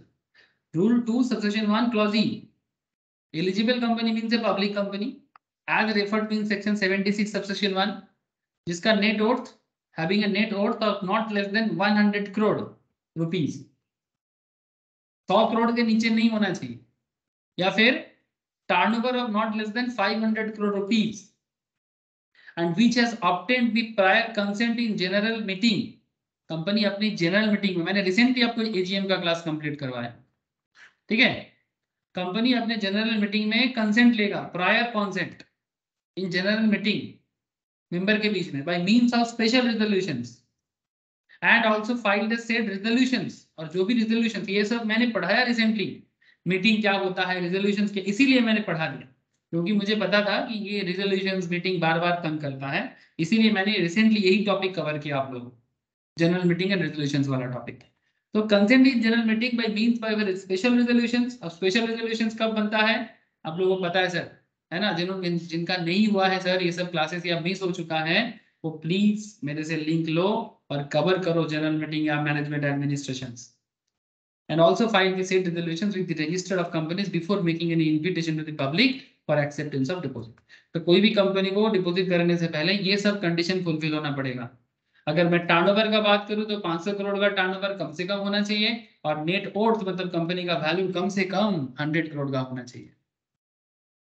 However, an eligible company which is accepting deposit within the limit specified under section 180 subsection 1 clause C, ठीक है, मैं accept deposit by means of an ordinary resolution. कोई कंपनी के केस में ऑर्डिनरी रेजोल्यूशंस भी चलता है, स्पेशल रेजोल्यूशंस ऑलवेज जरूरी नहीं होता है, जिसके लिए सेक्शंस क्या है, 180 subsection 1 clause C. A public company is an eligible to accept deposit from public at large only if it meets the above mentioned criteria. क्या क्राइटेरिया है, it should be a public, मतलब stock market listed है, जहां पर public का पैसा है। अगर स्टॉक मार्केट लिस्टेड ना भी हो तो भी चलेगा, लेकिन पब्लिक होना चाहिए, मतलब पब्लिक के पैसे से चलता है, गवर्नमेंट कंपनी जैसे। It should have net worth of minimum 100 crore और टर्नओवर ऑफ मिनिमम 500 करोड़, तभी जाके आप पब्लिक डिपॉजिट ले सकते हो। मतलब अरे गहरे नेथु गहरे नहीं रे बाबा, उस लेवल का बिजनेस होना पड़ेगा, तभी जाके कर सकते हो। और उन्होंने क्या किया, it has obtained the prior consent bye means of special resolution passed in general meeting. उसको जनरल मीटिंग में, कंपनी का जो एजीएम होता है ना, उसमें स्पेशल रेजोल्यूशन मतलब 75% कंसेंट, स्पेशल रेजोल्यूशंस के लिए कितना कंसेंट चाहिए, मतलब टोटल वोट का 75% वोट फेवर में होगा तभी स्पेशल रेजोल्यूशन पास होता है ना सर, तभी आप कर सकते हो। स्पेशल रेजोल्यूशन हैज फाइल, जो भी रेजोल्यूशन होगा उसे आरओसी में, रजिस्टर ऑफ कंपनीज में फाइल करना होगा। ये भी मैंने डिटेल्स भी बताया सर रिसेंटली क्लास में। लेकिन हाँ, अगर आप ऑर्डिनरी रेजोल्यूशन पास करते हो और अगर आप एलिजिबल हो, तो इन दैट केस अगर आप सेक्शन 180 सबसेक्शन 1 क्लॉज सी के तहत आप सिर्फ ऑर्डिनरी रेजोल्यूशंस में, जहां पर 50% का सिर्फ मतलब मैंडेटरी वोट होना चाहिए, मतलब 50% मेंबर भी अगर हाँ कहता है तो भी कर सकते हो, लेकिन इन दैट केस उसमें सेक्शन जो है वो 180 सबसेक्शन 1 क्लॉज सी लागू करता है। बोलो सर, बातें समझ में आ रहा है कि नहीं? Yes sir. Prohibitive provisions and exempted companies, किसको किसको एग्जेम्प्ट कर दिया इस सेक्शन से, और किसको प्रोहिबिट कर दिया, मना कर दिया। According to section 73 subsection 1 of the act, no company can accept or renew deposit from public unless it follows the manner provided under chapter 5, contains provisions regarding acceptance of deposit by companies of the act for acceptance or renewal of deposit from public। Manner of acceptance of deposit from public is explained in later in the chapter, आगे आगे मैं आपको ये बताऊंगा, ठीक है। लेकिन exempted companies कौन कौन है, किसको किसको एग्जेम्प्ट किया, मतलब आप नहीं कर सकते रिन्यू वगैरह या डिपॉजिट नहीं ले सकते, क्योंकि वो ऑलरेडी पब्लिक डिपॉजिट से चलता है, स्पेशली बैंकिंग कंपनी या जो बैंकिंग बिजनेस करते हैं या जो फाइनेंस का बिजनेस करता है। तो according to provisions of section 73 subsection 1, the prohibitions contained in subsections, मतलब रोक टोक है उनको सबसेक्शन 1 में 73 में, with respect to acceptance or renewal of deposit from public shall not apply to the following types of companies। मतलब इनके case में renewal और डिपॉजिट्स में कोई उस तरह का मतलब कहना क्या कहते हैं प्रोहिबिशंस के बारे में। According to provisions of section 73 subsection 1, the prohibitions content in subsection 1 with respect to the acceptance or renewal of the deposit from public shall not apply. मतलब ये जो रूल है ये किस कंपनी में नहीं लगेगा, जैसे कि अगर वो बैंकिंग कंपनी है तो उस पर ये रूल नहीं लगता है। अगर वो एनबीएफसी है, नॉन बैंकिंग फाइनेंस कंपनी, ठीक है, जो बैंक की तरह ही काम करता है बट बैंक नहीं है, रिजर्व बैंक ऑफ इंडिया में लिस्टेड है। Housing finance company with national housing bank establish under the national housing bank act, उनके लिए ये प्रोहिबिशन एप्लीकेबल नहीं होता है। या such other company as the central government में specify after consultation with the reserve bank of India. ठीक है, तो इनको एग्जेम्प्ट कर दिया। ठीक है, जो भी प्रोहिबिशंस है, प्रोहिबिशंस किनके किनके लिए एग्जेम्प्टेड है, उनको प्रोहिबिशंस नहीं लगा गया, वो कर सकता है, वो रिन्यूअल एक्सेप्टेंस ये सब कर सकते हैं। In other words, above referred companies 1 to 4 are exempted from deposit provisions. This brings out the fact that deposit provisions as contained in the Companies Act 2013 are meant to regulate acceptance of deposit by non-banking, non-financial companies. मतलब ये जो non banking and non financial companies है उनके लिए ही 2013 companies act का regulations लगता है, क्योंकि बैंकिंग और ये सब चीज में तो बैंकिंग रूल्स वगैरह लागू हो जाता है। ठीक है, तो जो basically non banking and non financial companies है, स्पेशली जो मैन्युफैक्चरिंग कंपनी है, ट्रेडिंग कंपनीज है, उनके लिए ही कंपनीज एक्ट का ये रूल बेसिकली एप्लीकेबल होता है। और जो बैंकिंग या एनबीएफसी कंपनीज है उनके लिए ये रूल उतना पूरा का पूरा एप्लीकेबल होने का जरूरत नहीं है, बिकॉज वो बैंकिंग बिजनेस में है, तो उनके लिए आरबीआई है देखने के लिए। ठीक है, समझ रहे हो ना सर? ये एक्सेप्शंस को ध्यान रखना, आगे आगे क्वेश्चंस करेंगे ना आपको और क्लैरिटी मिलेगा। ठीक है, तो आप याद रखना कि कौन कौन इस पर्टिकुलर रूल से एग्जेम्प्टेड है। बैंकिंग, एनबीएफसी, एचएफसी मतलब हाउसिंग फाइनेंस, जैसे कि शुरू में मैंने आपको एक हाउसिंग फाइनेंस का डिपॉजिट के बारे में बोला था। ठीक है, बट उनके लिए ये वाला रूल जो है वो एग्जेम्प्टेड कैटेगरी में पड़ते हैं। ठीक है, मैं एग्जांपल ढूंढ रहा था कि किस तरह से बैंक डिपॉजिट्स, कंपनी डिपॉजिट्स होता है, बट अगर कोई हाउसिंग फाइनेंस कंपनी जैसे सुंदरम फाइनेंस या एचडीएफसी ये लोग भी कुछ करते हैं ना, तो इनको इस कैटेगरी के अंदर एग्जेम्प्टेड कैटेगरी में रखा जाता है, इनके लिए ये रूल एप्लीकेबल नहीं किया जाता। ओके, अब आगे आगे आपके सामने जो रूल है that is provisions regarding acceptance of deposit from members. ठीक है, अब आगे ना पूरा रूल बोला है। ठीक है, कि किस तरह से एनी कंपनी में एक्सेप्ट और renew deposit from its member by following the provisions follow करना। जैसे सबसे पहले क्या करना है, आपको रेजोल्यूशन पास करना, passing of a resolution, the company is required to pass resolutions. अब ये रेजोल्यूशंस क्या है, ये बोलने का मुझे जरूरत इसलिए नहीं पड़ रहा है क्योंकि आप लोग recently management and administration complete किया और आपको पता है रेजोल्यूशंस क्या होता है, कहाँ होता है, कैसे होता है। ठीक है, बस इतना पता कर लो कि general meeting of the for acceptance of deposit from its member, इसके लिए मीटिंग होता है कंपनी का। मीटिंग में ये रेजोल्यूशंस लिया जाता है कि हम लोग ऐसे करेंगे और उसमें आपको मैक्सिमम मेंबर का वोट चाहिए। अगर स्पेशल रेजोल्यूशंस हो तो 75%, मतलब आपको मैक्सिमम वोट 75% का कम से कम चाहिए, और अगर ऑर्डिनरी रेजोल्यूशंस पास करवाना हो तो 50% लोग से ज्यादा अगर हाँ बोलते तो आप कर सकते हो। तो सेक्शन 73 सबसेक्शन 2 के तहत ये होता है।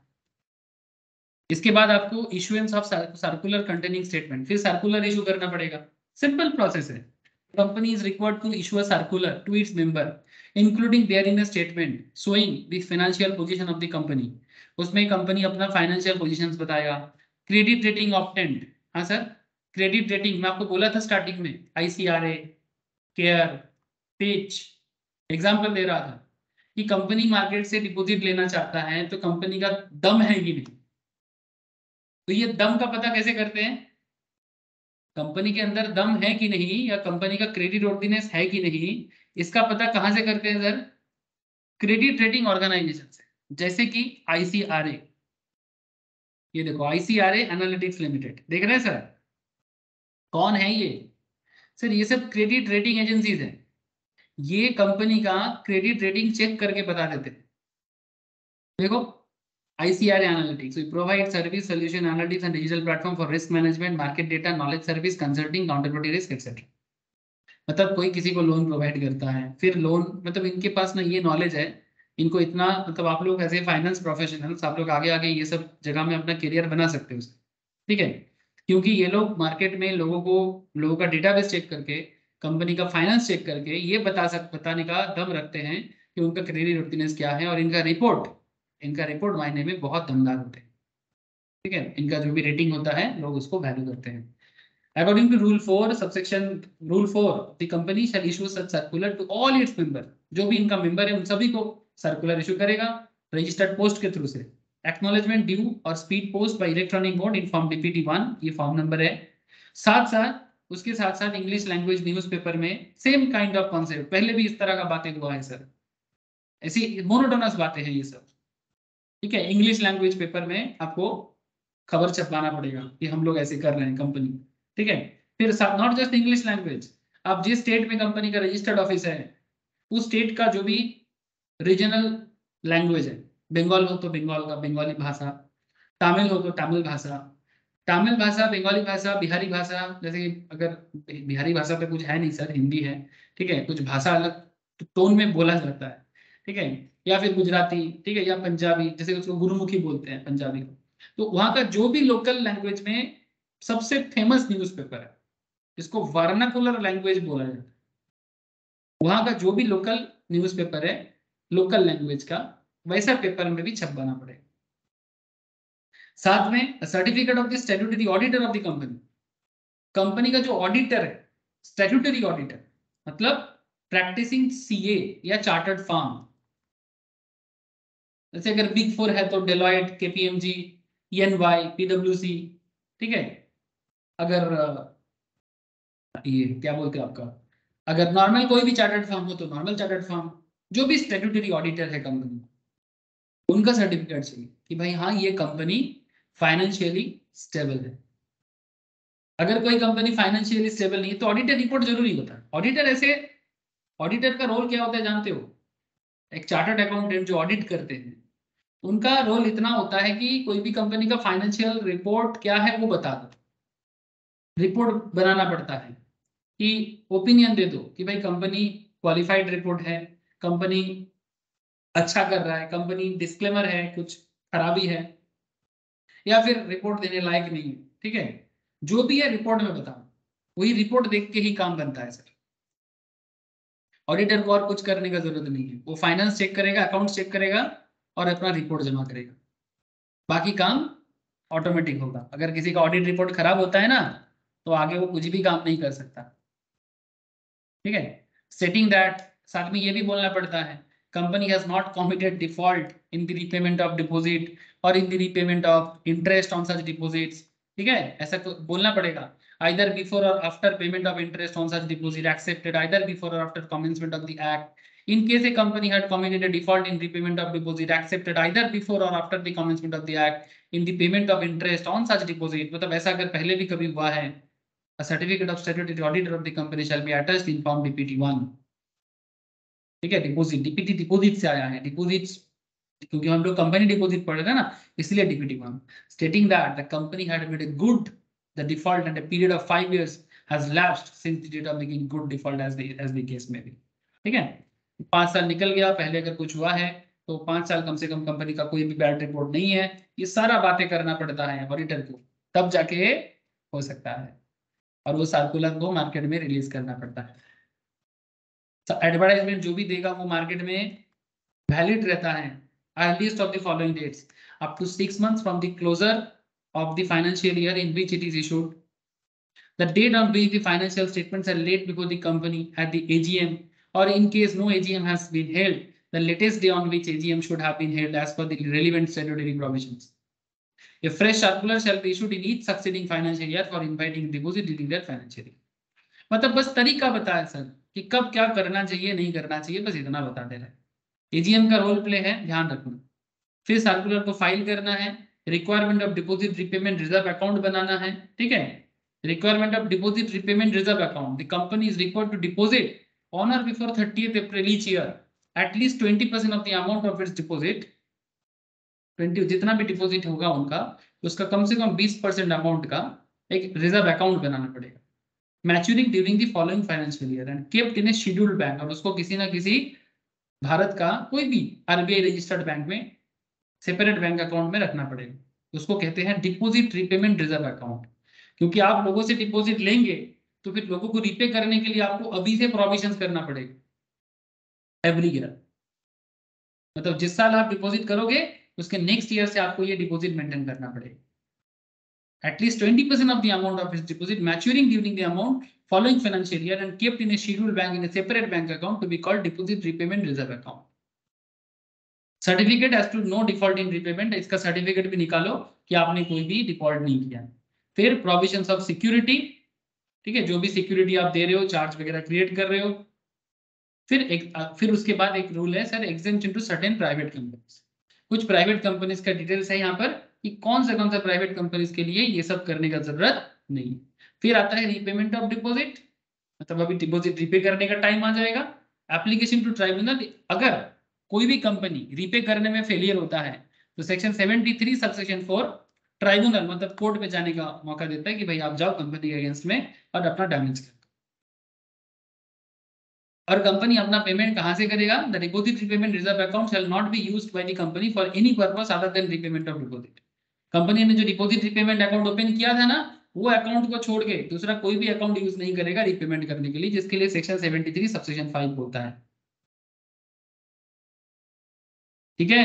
एंड फिर पॉइंट नंबर 10 आता है जिसमें कंपनी ये कहता है tenure for which deposit can be accepted.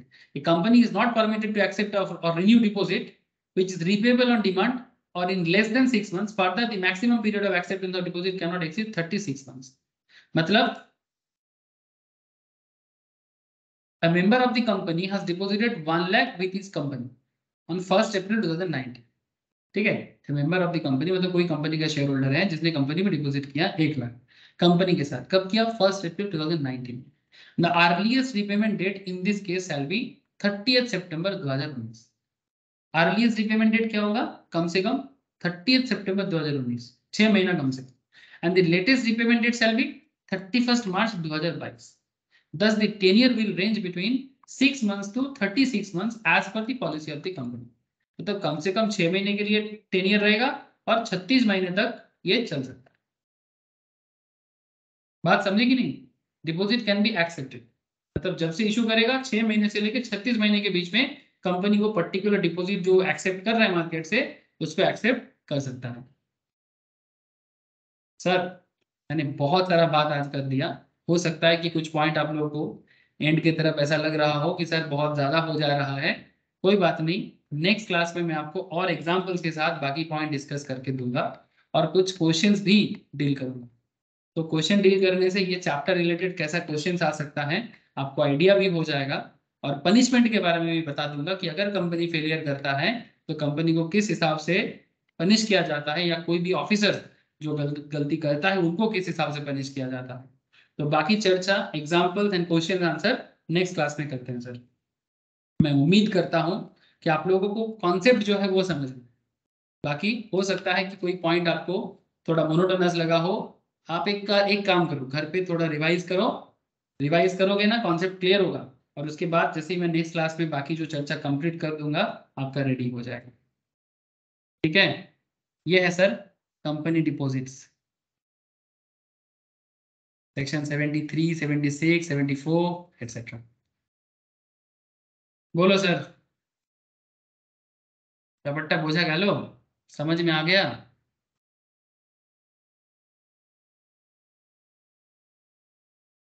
Yes sir. Okay sir, ठीक है सर। ओके सर, फिर टाटा, गुड नाइट। हाँ sir. Bye sir. Okay sir, tata. Bye sir. Rakhi sir. Bye Neel, bye.